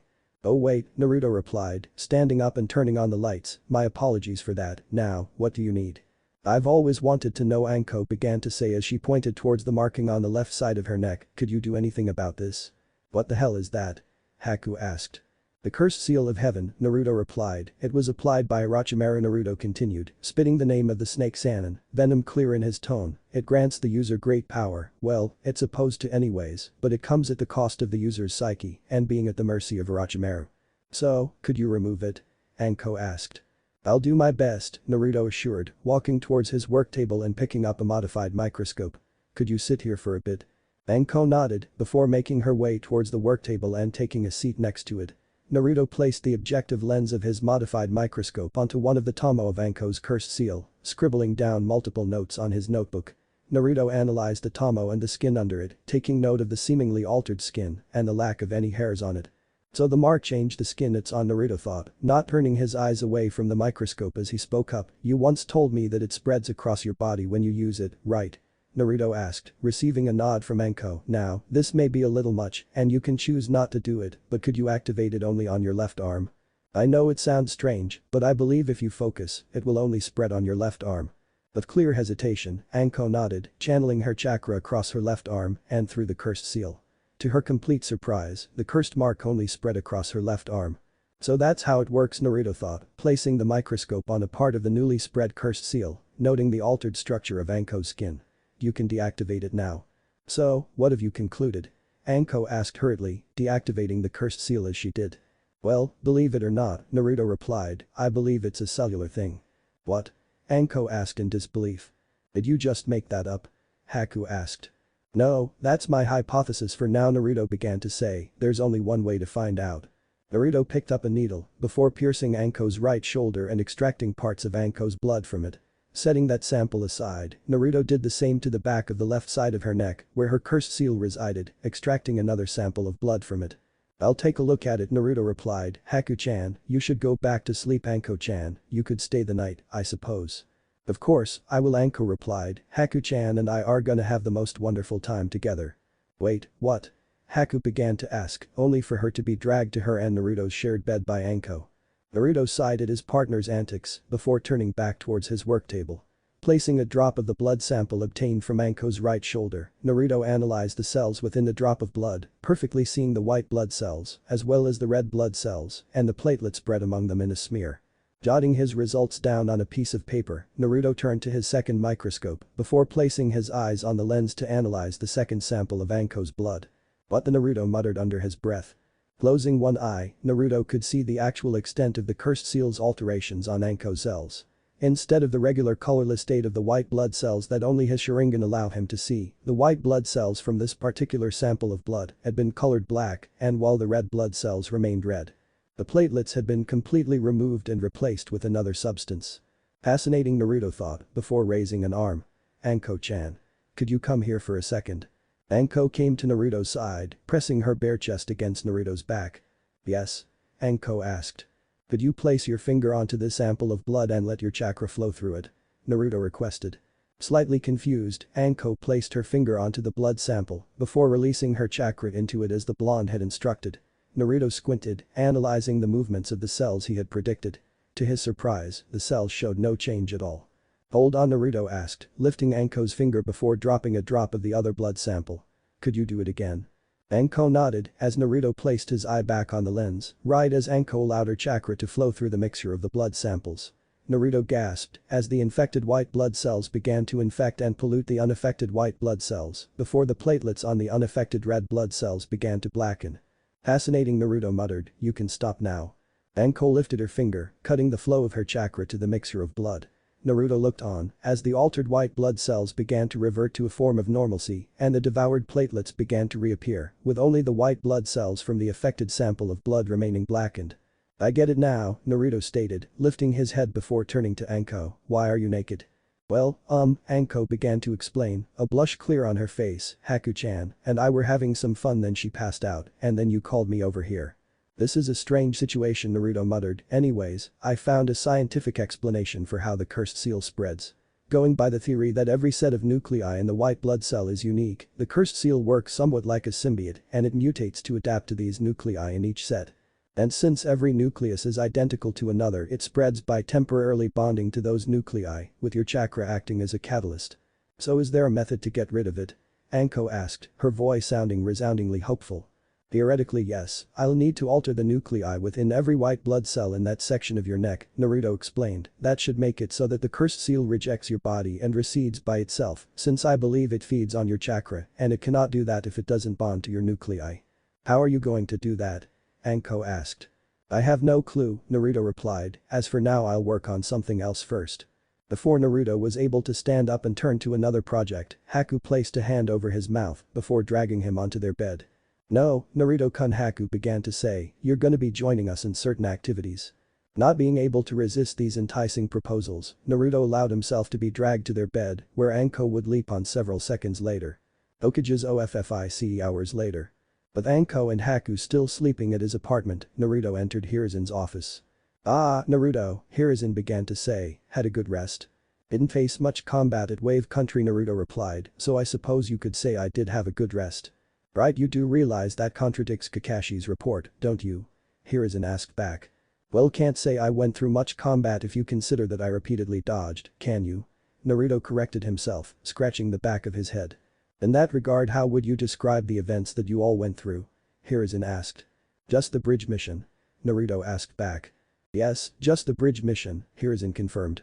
Well, Sakura still hates me, no surprise there, nor do I much care about it, but she did stick to the task and protect Izuna at all times, even patching up Sasuke when he got injured. Naruto began to explain, onto Sasuke next. From what Haku-chan told me, he put up a decent fight against her before she used her ice mirrors and then got beaten up pretty badly when Haku-chan used her mirrors. But I did hear that he activated his Sharingan in the fight. Interesting, and it does coincide with Kakashi's report, Hiruzen murmured. How well would you say you did? Alright, I suppose, Naruto replied.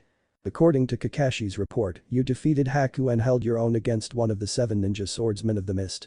Hiruzen mentioned, in what world is that just subpar? It's remarkable in terms of performance and becomes downright impossible when you consider that you are a genin, while Zabuza held his own against Kakashi and Haku is qualified to be Konoha's head of poison research. I just kept playing defensively, I suppose, Naruto replied, activating his Sharingan before pointing at them. I mainly used these and I kept using the Aburi clan's ability to dodge. I beat Haku-chan that way and now we're in this strange relationship. I see, Hiruzen muttered. Anyways, what brings you here today? I wanted to request a larger house to live in, Naruto requested, so I thought you could help out.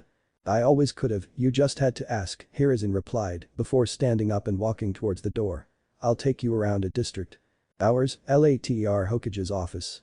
Thank you, Hokage-sama, Naruto thanked, bowing slightly. Considering the things you've endured growing up, things that I could have done to improve it, Hiruzen began to say, it's the least I can do. Naruto nodded before leaving the office. Walking for a bit, Naruto came upon 2 unusual figures in Konoha streets near the entrance. The female was a girl with sandy blonde hair tied into 4 consecutive pigtails, one who wore a light purple garment that only exposed her shoulders. The male was a boy around Naruto's age, one who wore a baggy black one-piece suit while bearing purple makeup on his face.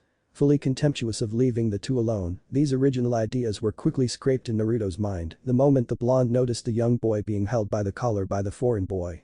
Help me. Konohamaru pleaded. I don't know, Konohamaru, Naruto replied, how did you get into this position? I'll tell you. The foreigner yelled, this brat bumped into me. Kankuro, that's enough, the girl advised.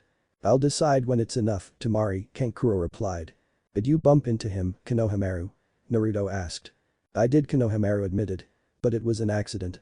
Whether or not it's an accident isn't important, what's important is that you apologize, Naruto advised. I'm sorry, mister, Konohamaru apologized. That's not good enough now, is it? Kankuro asked, lifting Konohamaru into the air while clenching his open fist. Before Kankuro was able to land his punch, a scream could be heard. Kankuro turned to Tamari, only to notice that his older sister had a scalpel pointed to her neck, the user of said scalpel being none other than Naruto. Tamari. Kankuro yelled, dropping Konohamaru. Your move, Naruto stated, raising the scalpel to Tamari's face. Would be a real shame for this pretty face to be sliced off, wouldn't it? You wouldn't dare. Kankuro warned, placing a hand on the wrapped-up puppet on his back.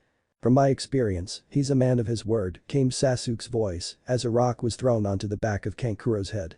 Naruto suddenly lifted his head before flinging the scalpel towards a tree, plunging it into the trunk.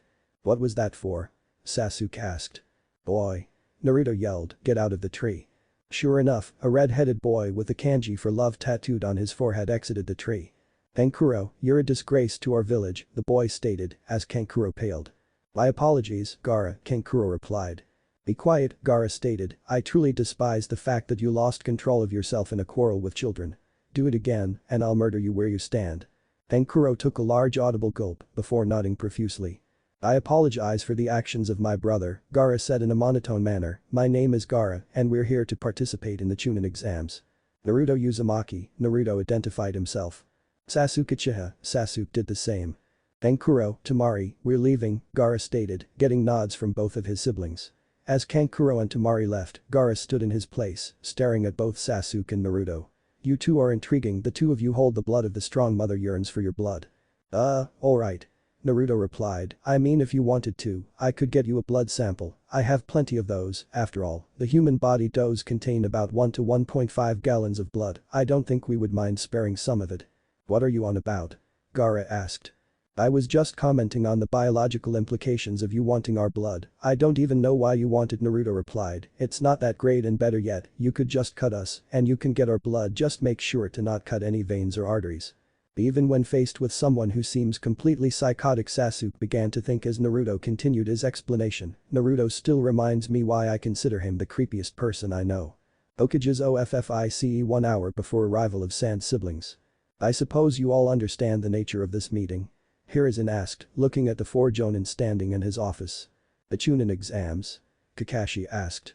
Precisely, Hiruzen replied, the next Chunin exams to be held here in Konoha will be a joint Chunin exams between many villages, Suna amongst them. I would like to know if the 4 of you would like to register any of your teams. My team already missed last year's Chunin exams, Guy began to say, they are most definitely ready for this Chunin exams. I understand, Hiruzen replied, what about you 3? Team 7 is ready, Kakashi replied, not lifting his eyes from his book, shocking his contemporaries in the room with him. Are you sure? Asuma asked, doesn't your team contain that one weird kid who doesn't have any friends? I also hear that Kiba is more creeped out by one Naruto Uzumaki than Hinata, Kurenai continued, that one teammate who keeps threatening to castrate him. That being said, however, the polyamorous relationship he is involved with is strange, as is Hinata's seeming interest in him. Well, I wouldn't say that Naruto doesn't have any friends, he gets along alright with Sasuke and is in a romantic relationship with Anko and Haku simultaneously, the latter of which is also in a relationship with Anko, Kakashi began to say, surprising the other 2 Jonin. His relationship with Sakura is a pile of hot shit, to put it simply. But then again, I'm sure he would be able to put up somewhat of a fight against the other genin in his graduating class. If you're so certain, Kakashi, Hiruzen began to say, then Team 7 will be allowed to participate, should all members agree to it. What about Team 8 and Team 10? I would be lying if I said Kiba and Hinata are not itching for a fight. Team 8 is ready, Kurenai stated. Team 10 is ready for anything. Asuma declared. Very well, Hiruzen replied, handing out registration forms to each Jonin, hand these to your genin to fill in, if they wish to. Would anyone like a wager? Asuma asked, 100 ryo for each genin. 100 that both Sasuke and Naruto reach the semi-finals. Kakashi stated. For me, I'll put 100 that Shikamaru reaches the semi-finals, Asuma replied. 100 that Hinata makes it, Kurenai replied, Kiba's arrogance will probably cause him to mess up somewhere. I'll put 100 on both Lee and Niji, Guy stated. It's settled then, Kakashi stated, snapping his book shut, we'll see who wins during the semi-finals. Finishing the conversation, the 4 Jonin disappeared from the room, leaving Hiruzen alone. Well, if I were to place a wager, Hiruzen began to mutter, I'd say that if he honed his skills, with combat as his main motivation, Naruto would probably beat everyone in the exams. After the confrontation with the Sand siblings. What are you on about? Gaara asked. I was just commenting on the biological implications of you wanting our blood, I don't even know why you want it, Naruto replied, it's not that great, and better yet, you could just cut us and you can get our blood, just make sure to not cut any veins or arteries. Even when faced with someone who seems completely psychotic, Sasuke began to think as Naruto continued his explanation. Naruto still reminds me why I consider him the creepiest person I know. Gaara held up his hand, halting Naruto's lengthy explanation. Enough, Gaara stated, no matter what you preach now, mother will have your blood soon enough. Finishing his statement, the red-headed shinobi turned to leave, leaving Naruto and Sasuke standing at the village square. Kakashi-sensei wanted to talk to us, Sasuke stated, he and Sakura are waiting at training ground 7. For the Chunin exams? Naruto asked. Probably, Sasuke replied, wouldn't be surprised if he just wanted to mess with us. Sounds probable, Naruto replied, before heading towards the training ground alongside Sasuke. Training ground 7.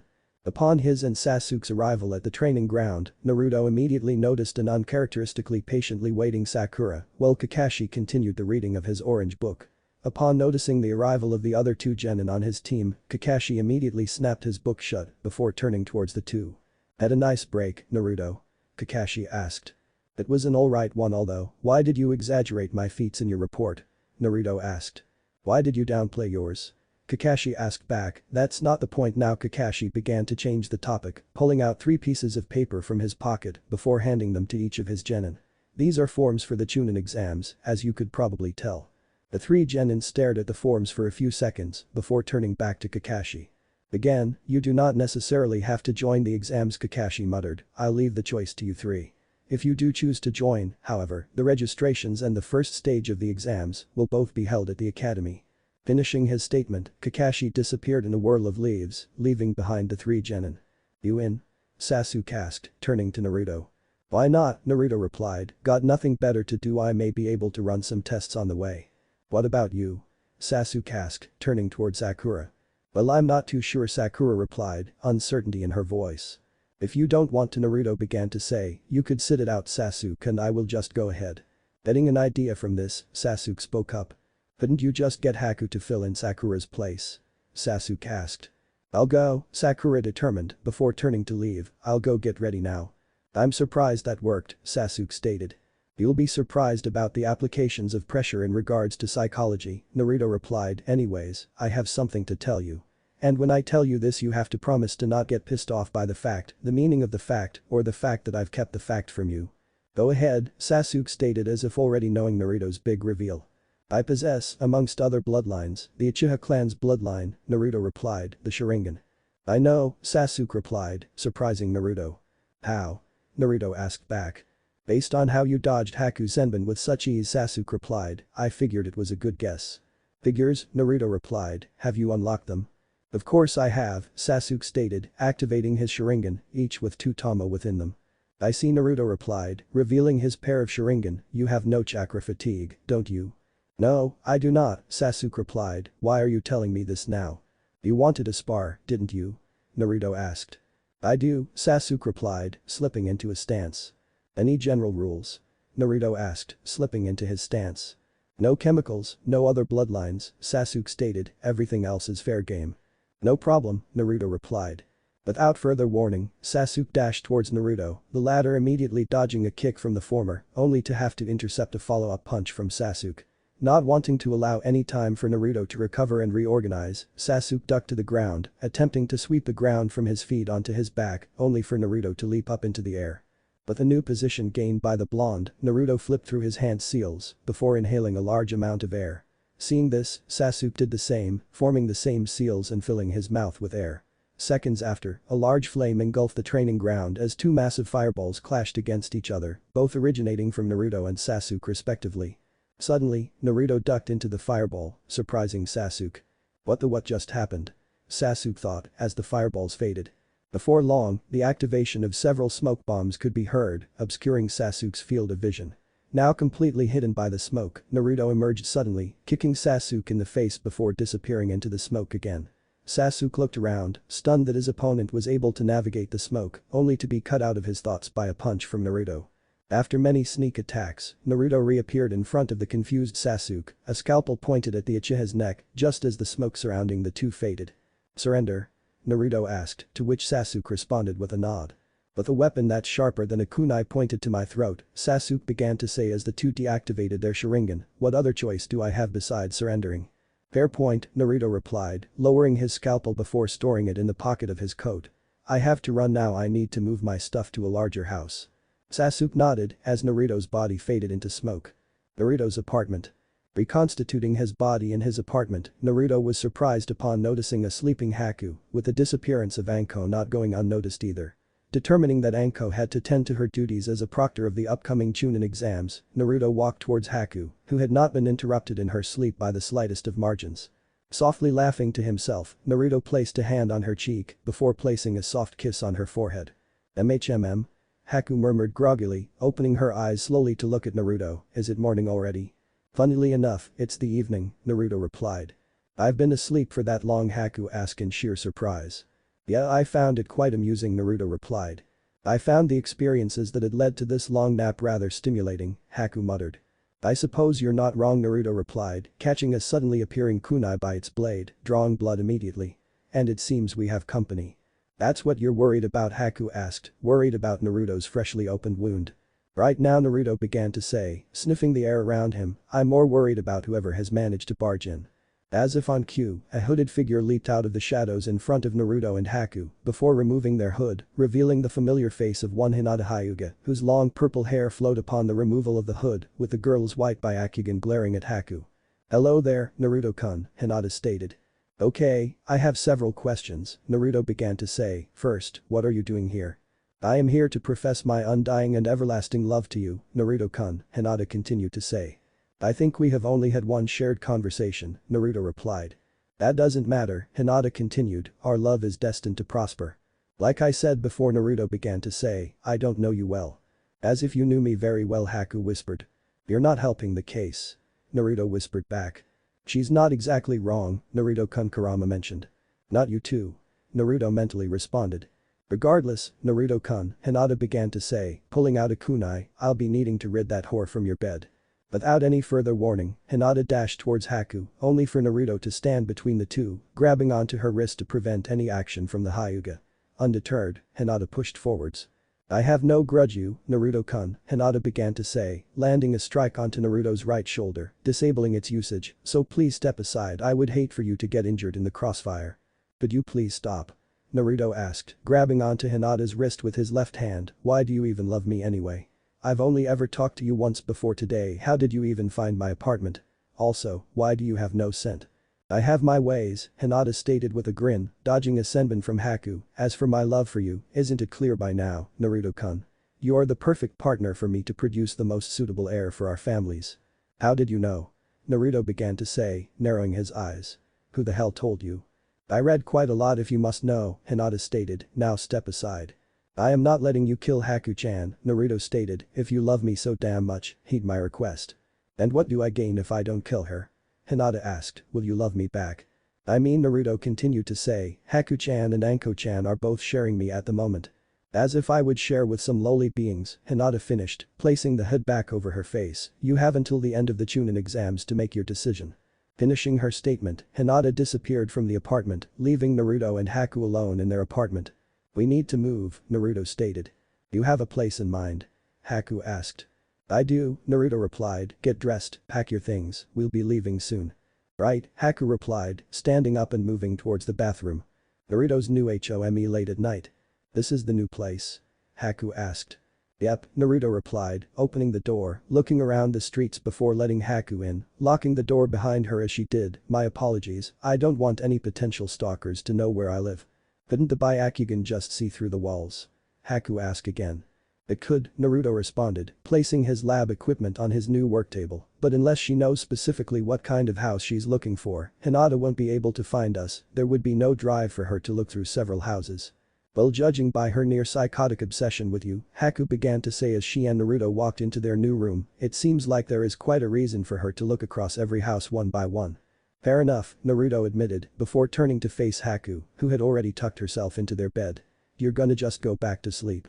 "Well, you did interrupt me earlier," Haku pouted, "shouldn't you get some sleep as well? Aren't you participating in the Chunin exams tomorrow?" "Unfortunately, not yet," Naruto replied, "there's a certain experiment I would like to attempt."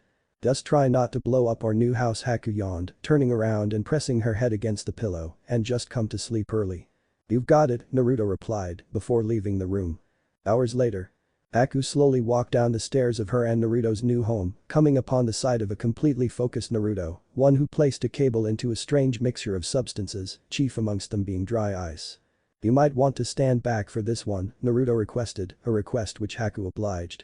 To Haku's amazement, upon Naruto's turning on of the power cell which had been connected to the wire, the dry ice mixture began to combust and spark before completely exploding, shattering the test tube which had housed it into a million pieces of broken glass. "What just happened?" Haku asked, standing back up from her recovery from the shock. "I think," Naruto began to say, removing the safety goggles from his eyes and looking at the absence of the dry ice, "I think I just accomplished the impossible." "Well, that's interesting," Haku admitted before pulling on Naruto's sleeve. "Now go to bed or I'll tell Anko you've been up late on the night before your exams." Heeding this threat, Naruto obliged, following Haku to their shared bedroom. Shinobi Academy. With a few minutes left to spare, Haku accompanied Naruto to the venue of the Chunin exam's first stage, the Shinobi Academy, where Naruto and his graduating class had studied for the prior few years, with Anko having already arrived hours earlier for the preparation of her role in the exams. "You're about to be late, Naruto-kun." Haku berated, slightly panting from the running she and Naruto had done prior. "I mean if you didn't just keep clinging onto me parasitically this morning, and if you didn't insist on constantly having me in bed while you kissed me over and over again, I would probably have arrived here quite early. Hell, Anko-chan is already here." "You what?" Haku began to attempt to argue back as her brain seemingly failed to function. "Shut up." Naruto extended his hand before pinching Haku on the cheek, causing her to blush slightly, only for the slight tint of red on her face to expand to a complete flush of crimson when Naruto tiptoed to pet Haku on top of her head, garnering many jealous stares directed at the both of them. There, Haku-chan," Naruto began to say, before kissing the ice user on her forehead, causing Haku to nearly faint out of embarrassment. "It's alright, I rather enjoyed that." Completely flustered, Haku was only able to nod furiously before walking in with Naruto. I'll need to go find Anko-chan." Naruto began to ask as he stared ahead into the crowded academy before shifting his vision towards two Chunin disguised as genin at the door. "Why's that?" "I've volunteered to be Anko-chan's assistant, see you later." Haku replied, giving Naruto a quick peck on his cheek before running off. That's kinda unexpected," Naruto thought before walking into the building, phasing through the Chunin at the doors to look for his teammates. Now where would they be? Having since turned his back, however, Naruto had missed the bewildered reactions plastered on the faces of the two Chunin at the doors, seeming to both be trapped in a trance induced by a mixture of confusion and shock. Naruto had not noticed this, merely brushing past the crowds of anxious genin to attempt to locate Sasuke and Sakura. Suddenly, a green shadow brushed past Naruto, with the blonde having to slightly bend backwards for it to brush past. Naruto stared at the newly created crater as the figure began to stand to his feet. As the dust settled, Naruto was able to see a boy with a bowl cut while sporting a full-body green jumpsuit and orange leg warmers. "Sorry about that," the boy apologized before running off into the crowd. "This day could not possibly get stranger," Naruto murmured before deciding to follow the boy. Following the boy through the crowd to a more open area in the academy, Naruto would also manage to find Sasuke and Sakura there as well, with a bruise present on Sasuke's face. Within seconds, Naruto would put the pieces together before leaping in front of Sasuke and intercepting a blow from the boy with the bowl cut, shocking everyone present. Sasuke asked in confusion, clearly not expecting Naruto to appear so suddenly. "You're late, you idiot." Sakura reprimanded. "Just shut up and explain," Naruto replied, allowing the boy in front of him to place his foot on the ground. "What's going on here? I challenged your teammate here to a fight, not to be rude in any way, but could you please step aside and allow us to finish?" the boy asked.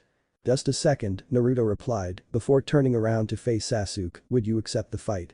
"Wanted a warm-up also, he said that he was the strongest genin here," Sasuke replied. "Carry on then," Naruto replied before leaping backward to allow Sasuke and the boy's clash to continue.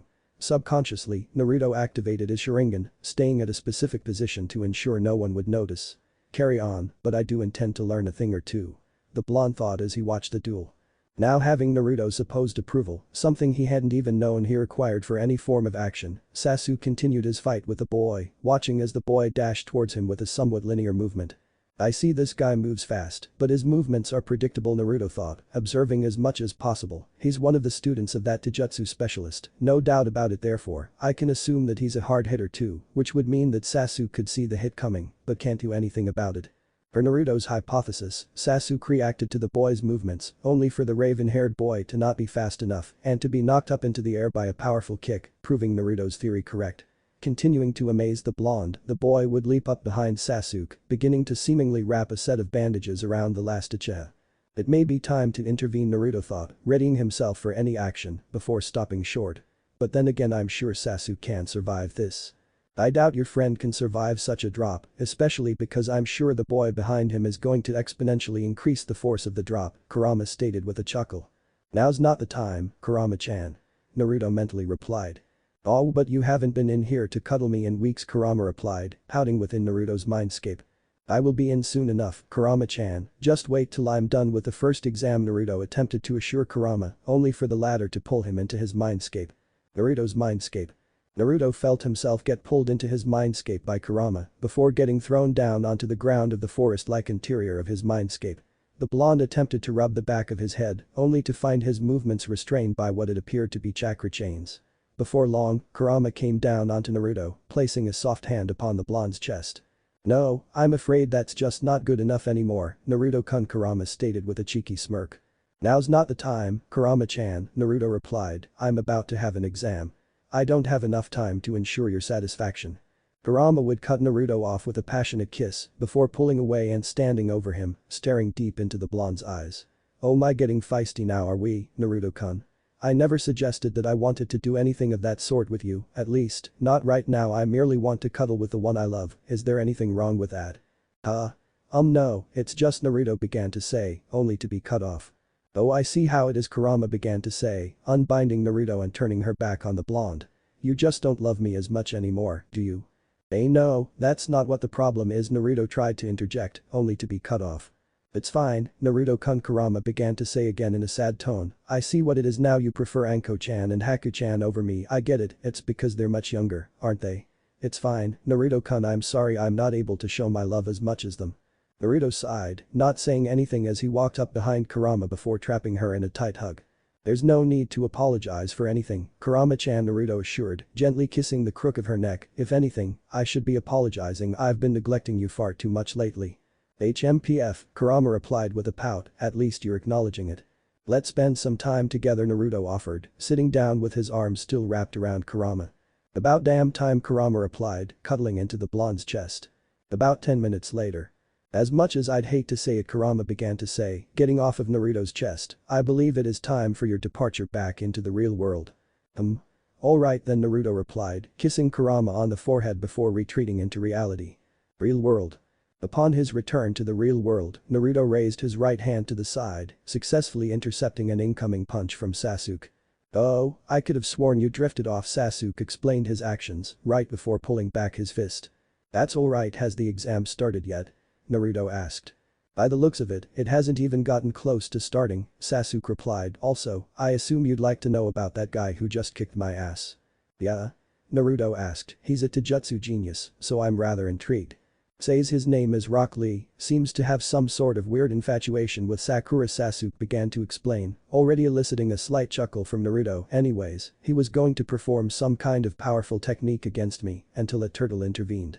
After the turtle berated him for a few moments, his sensei, who looked remarkably like him, punched him in the face before hugging him, of which the entire scene had this strange energy to it. Besides that, before leaving, he also said that his teammate, some guy called Niji Hyuga, is the strongest genin participating in this exam. I see, if that's the sort of standard we're going by, the competition here must be rather remarkable, I have to assume, Naruto noted, a fact which Sasuke only confirmed by nodding. And for the record, I know Kakashi-sensei is standing behind me, isn't he? I'd question how you knew that, but it's beneath me, Sakura murmured. Yes, he's behind you. But to see that you're sharp on your senses today, Kakashi acknowledged, before stepping in front of the three genin. First, it goes without saying, but I'm proud of you three. I have to admit that when I first took you three on as a team, you were some of the most dysfunctional genin I've ever met, but through it all, you three managed to form a coherent bond that, fingers crossed, should be able to pull through the exam stages. Real nice of you to say that, but come on, dysfunctional, Sakura asked. At least Naruto and Sasuke worked well together on that genin test. Naruto raised an eyebrow, noting that he had been acknowledged by Sakura for the first time, even if only partly. Make no mistake, I'm still proud of you three regardless, Kakashi replied. Also, you three are waiting at the wrong spot, Kakashi finished, before pointing towards a later section of the academy, which had been flooded by hundreds of genin. "Oh, I see," Naruto replied, before walking towards the section Kakashi had pointed at, followed shortly after by Sasuke and Sakura. Kakashi thought, watching as his three genin walked towards the exam, seeing a sort of vision of his experience with the Chunin exams. "If only you guys could see this now, I'd bet you three would be proud." Within the examination hall. As Team 7 entered the examination hall, they were met with several familiar and many more unfamiliar faces. Before Naruto was able to get far into the exam hall in an undetected manner, a familiar voice would call him out. "Naruto." Kiba called out before walking towards the blonde. "How are you? It's been a while." "Hey Kiba, Hinata treating you alright?" Naruto joked, causing Kiba to shudder. She creeps me out more than you know." Offense, Kiba replied. None was taken, Naruto stated before looking around. "Is this everyone? We've got some massive numbers here today." "Yeah, there are quite a bit of people," Kiba replied. "We should go over there, everyone from our class is waiting for you guys." Naruto nodded before he, Sasuke and Sakura headed towards the crowd of students that had just graduated from the academy earlier that year. Upon making his reintroductions, Naruto could notice something strange. "Why are you guys all looking at me like that?" Naruto asked, very apparent in his confusion. "Naruto, where's your headband?" Ino pointed out, stepping forward. "Headband?" Naruto asked back before realizing what she meant. "Oh, sorry, but I much prefer my goggles." "The FFT, how troublesome," Shikamaru murmured from the side. "Don't make me go over and kick your ass, Shikamaru." Naruto joked, "In a fight, or shogi?" Yeah, how do you expect to accomplish that?" Shikamaru asked back, turning around. "Do you intend to bore me into submission with your knowledge regarding how the mitochondria are the powerhouses of the cell? Or are you gonna make a super bacteria to play me in shogi?"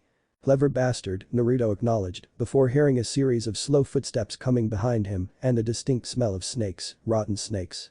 "You guys should be trying to quiet down, everyone here is already on their toes as is. If I were you, I wouldn't want to make targets out of myself and try to keep a low profile, no." Came a calm voice from behind. "Who are you?" Naruto asked, turning around to face a somewhat taller genin, one who wore glasses and had gray hair tied in a ponytail. "My name's Kabuto Yakushi, I'm here to participate in the exams as well," the genin revealed. "Aren't you a little old for a genin?" Kiba asked. "Admittedly, this is my 7th attempt to pass the exams," Kabuto admitted. "These exams are far from easy, but I am here to offer some assistance. If you want, Konoha shinobi should always stay together, after all." "Something's up with this guy, isn't there, Kurama-chan?" Naruto thought. "He smells like some cheap snakes and he's acting real suspicious." "You're not wrong, Naruto-kun," Kurama stated with a hint of her suspicion. "Be wary of him, this Kabuto may prove to be trouble." Naruto mentally nodded before turning to Kabuto again. "What assistance are you proposing?" Kabuto withdrew a stack of cards in response. "These are essentially candidate, or well, shinobi profiling cards. These contain all sorts of information regarding any candidate present here today." "That's already a red flag, although I will not give up any opportunity to gain an advantage," Naruto thought before Kiba stepped up. "Can we have proof it works first?" Kiba requested. "Sure. Got anyone in particular?" Kabuto asked. "Well, Naruto Uzumaki," Kiba replied. "I know he won't kill me for it." "Alright, just a moment," Kabuto replied before channeling chakra into a card and producing a profile of Naruto on it. Naruto Uzumaki, age. NA, mission status. 12 mandatory D ranks, 17 voluntary D ranks, 1 voluntary C ranked, and 1 A ranked, Kabuto began to say, before turning to Naruto and smiling slightly. "That last one is particularly remarkable, you should be proud of yourself, my friend." "Thanks, I suppose," Naruto began to say. "Would you run off doing so many voluntary missions?" Sakura asked. "Needed some money," Naruto replied before turning towards Kabuto again. "Could I get some intel too?" "Of course, who do you have in mind?" Kabuto asked. "Well, there's that Gaara guy who seems to have a blood fetish, Rock Lee of Konoha, and Rock Lee's teammate who he says is the strongest genin here," Naruto began to say. "His name is Niji Hyuga," Sasuke added on. "Right then, give me a few seconds," Kabuto began to say. "Why are you being so friendly with him, Naruto-kun?" Kurama questioned. "Well, if he's an enemy, Kurama-chan, I may as well make the most of his presence here and get as much information out of him as possible," Naruto mentally replied as he noticed Kabuto stand back up. "Let's start with Gaara of the Sand, age. 14, mission status.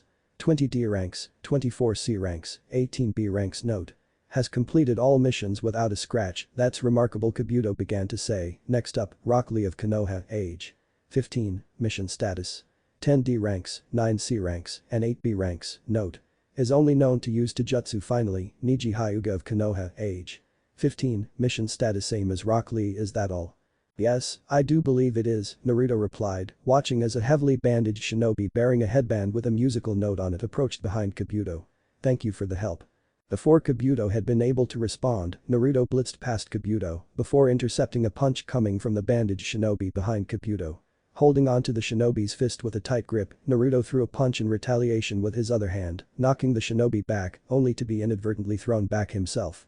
Judging from the vibrations in my body, Naruto observed, noting the strange nature of the impact of the blow upon him, assuming I got hit from my arm, that would mean that it is a transverse wave sound waves, that's how I was hit. Beat it, blonde, the shinobi stated, rubbing his cheek with his fist, I have no qualms with you. You sure as hell do now, Naruto replied, beginning to move his goggles down over his eyes, only for Kabuto to place a hand on his shoulder. That's enough, Naruto, Kabuto began to say, beginning to lead Naruto away from the conflict. Naruto inwardly smiled. That's right, trusted, I don't know about your treachery, you rat, Naruto thought. No need to start any fights with those savages, Kabuto mocked. You, the shinobi began to say, only for a large cloud of smoke to appear in the center of the hall, before dispersing and leaving behind a large man, one with many battle scars on his face, preventing any possibility for any further skirmish. Be quiet, you maggots. The man bellowed, my name is Ibiki Marino. I will be the proctor for the first exam, take a seat on the seats behind you all. Following Ibiki's request, the genin moved to all take a seat on one of the seats. Here are the instructions. Ibiki called out, you all have 1 hour and 1 hour only to answer a series of 20 questions. Should any candidate be caught cheating more than 5 times, they and their teams will be disqualified in their entirety. The case is also true should a candidate be unable to pass the test. There is an extra question at the end of the time limit, but I'd recommend finishing the written section first. As Ibiki said this, the genin each received a copy of the test on their desks, along with a pencil. We may begin now. Ibiki stated. Well, it is a written test so it can't be that hard, right? Naruto asked himself before looking down to read the paper. You've got to be kidding me. Naruto observed the paper for as long as he could before placing the paper on the table again. What do I do now, Naruto thought for a bit before coming up with an ingenious idea. While neither Ibiki nor any of the sentinels were watching, Naruto folded his paper into a small sheet before placing it into the vial of fluorantimonic acid that had been stored in his lab coat, watching as it dissolved within seconds. Don't need to pass the paper, just need to overcome it, Naruto thought, predicting that there were no more copies of the paper left. Proctor. My paper vanished. Naruto declared. That's alright, you can have a new copy, there are plenty more if you run out again, Ibiki replied with a sinister smile as he set Naruto's new copy on the table. This may be a spot of bother, Naruto thought, analyzing the paper again. 20 minutes later. Besides the 2 science-related questions on the paper, Naruto found himself stuck, quickly learning that he was unable to answer any of the other questions. Eventually giving up on answering the paper legitimately, Naruto would decide to rely on more unsavory tactics. Proctor. Naruto called out, raising his hand, I want to use the restroom. Fine, but a sentinel will go with you, Ibiki replied, as a sentinel stood at the door. Don't worry, that's what I'm hoping for, Naruto thought, before walking to the restroom with the sentinel. Lovely weather today, no. Shut up and keep walking, the sentinel ordered. You're no fun, Naruto replied, placing his hands behind his head. We're here, hurry up and don't try to pull anything funny behind my back, the sentinel warned. You need not worry about that, Naruto began to say, before stretching out his right sleeve as several snakes came forth and wrapped around the sentinel, beginning to drag him into one of the stalls, many shards of broken glass on the ground. You will be given a front seat view. 10 minutes later. But the sentinel passed out and tied up in one of the bathroom stalls. Naruto slowly walked out, a look of disappointment on his face, as he moved to wash his hands at one of the water faucets before splashing some water on his face. Oh my, Naruto-kun, a familiar voice began to say, what did you do? Right now I've been driven so delirious that I can hear Haku-chan, Naruto murmured. Dummy, I'm right here. Haku replied, prompting Naruto to look forward and see Haku in the mirror. How did you even, Naruto began to ask. For as observant as you are, I'm surprised you didn't notice the broken glass on the ground, Haku started to say, causing Naruto to notice the glass on the ground. Anyways, it seems you're having some trouble with the exam. You have no idea, Naruto replied. Well, would this help? Haku began to ask, holding up a completed copy of the test.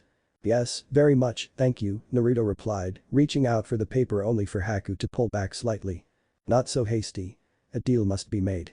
Haku declared, receiving a reluctant nod from Naruto, if I give you this paper, you must promise that you'll take me out on a date tonight. But I wanted to experiment, Naruto began to say, only to get cut off. So is that a yes or a no? Haku asked. Fine, you'll get your date, Naruto replied, catching the paper as Haku folded it and tossed it to him. Alright, good luck, Naruto-kun. Haku cheered before disappearing with the mirror. Hey, at least I still got the answers, Naruto murmured before untying the sentinel and leaving the restroom. Exam hall, about 15 minutes left. Oh, you're back, find your time in the restroom enlightening. Ibiki asked, also, where was that sentinel that followed you? Must have had something spicy to eat this morning, Naruto remarked, earning several chuckles as he returned to his seat and completed the paper. I wonder how he did it, Ibiki thought, observing the blonde as he placed his pencil on the table. End of written test. Alright, maggots. The exam has ended. Ibiki declared before stepping forward. As promised, here are the rules for the final question. Naruto sat upright, kicking his feet up on his desk. Now, you can choose to opt out now, at the cost of your entire team failing immediately. Ibiki declared, or you can choose to take the question, but should you get it wrong, your team will be barred from taking the Chunin exams from now on. Hearing this, several teams left the examination hall without further comment. Naruto remained in his relaxed position, Sasuke tensed up slightly, while Sakura began to shake. Ibiki walked up in front of Naruto. So, what's it gonna be, Miracle Boy? Ibiki asked, commenting on Naruto's seemingly miraculous solving of the paper. Yeah, I really can't be bothered either way, Naruto replied, garnering shocked looks from Sasuke and Sakura. Even if we get it wrong, we could probably get promotions through active combat, while Sakura probably can get hers through medical service. That is what you want to be when you get older, right? A combat medic. So no, we are not giving up. Hearing this, the remaining genin all took their seats, a move not gone unnoticed by Ibiki. Very well, you all pass, Ibiki stated, gaining many shocked looks across the board. Knew it, Naruto muttered. Allow me to explain, Ibiki began to say, the first 20 questions, if you haven't noticed, was an information gathering simulation, hence why you have 5 chances when caught cheating, and while a few of you were rather unorthodox, all of you still got the hang of it. As for the final question, that was to test your mettle and see if you all can't stick to a task, no matter how bleak it looked. Before anyone was able to respond, a large ball of fabric burst through the window, unraveling itself and revealing Anko, as well as a disorientated Haku along with her. Please don't do that again, Haku murmured, holding onto the table for stability. My name is Anko Mitarashi. The one behind me is named Hakuyuki, and we are the proctors for the second exam. Anko looked around the room before turning to Ibiki. Oh my, Ibiki, you sure left a lot of them to continue, no matter, for after my test, there should be less than 20 of them remaining. Anko finished, shocking the many of the remaining genin. Regardless, come to training ground 44 tomorrow at 7 in the morning, and don't be late.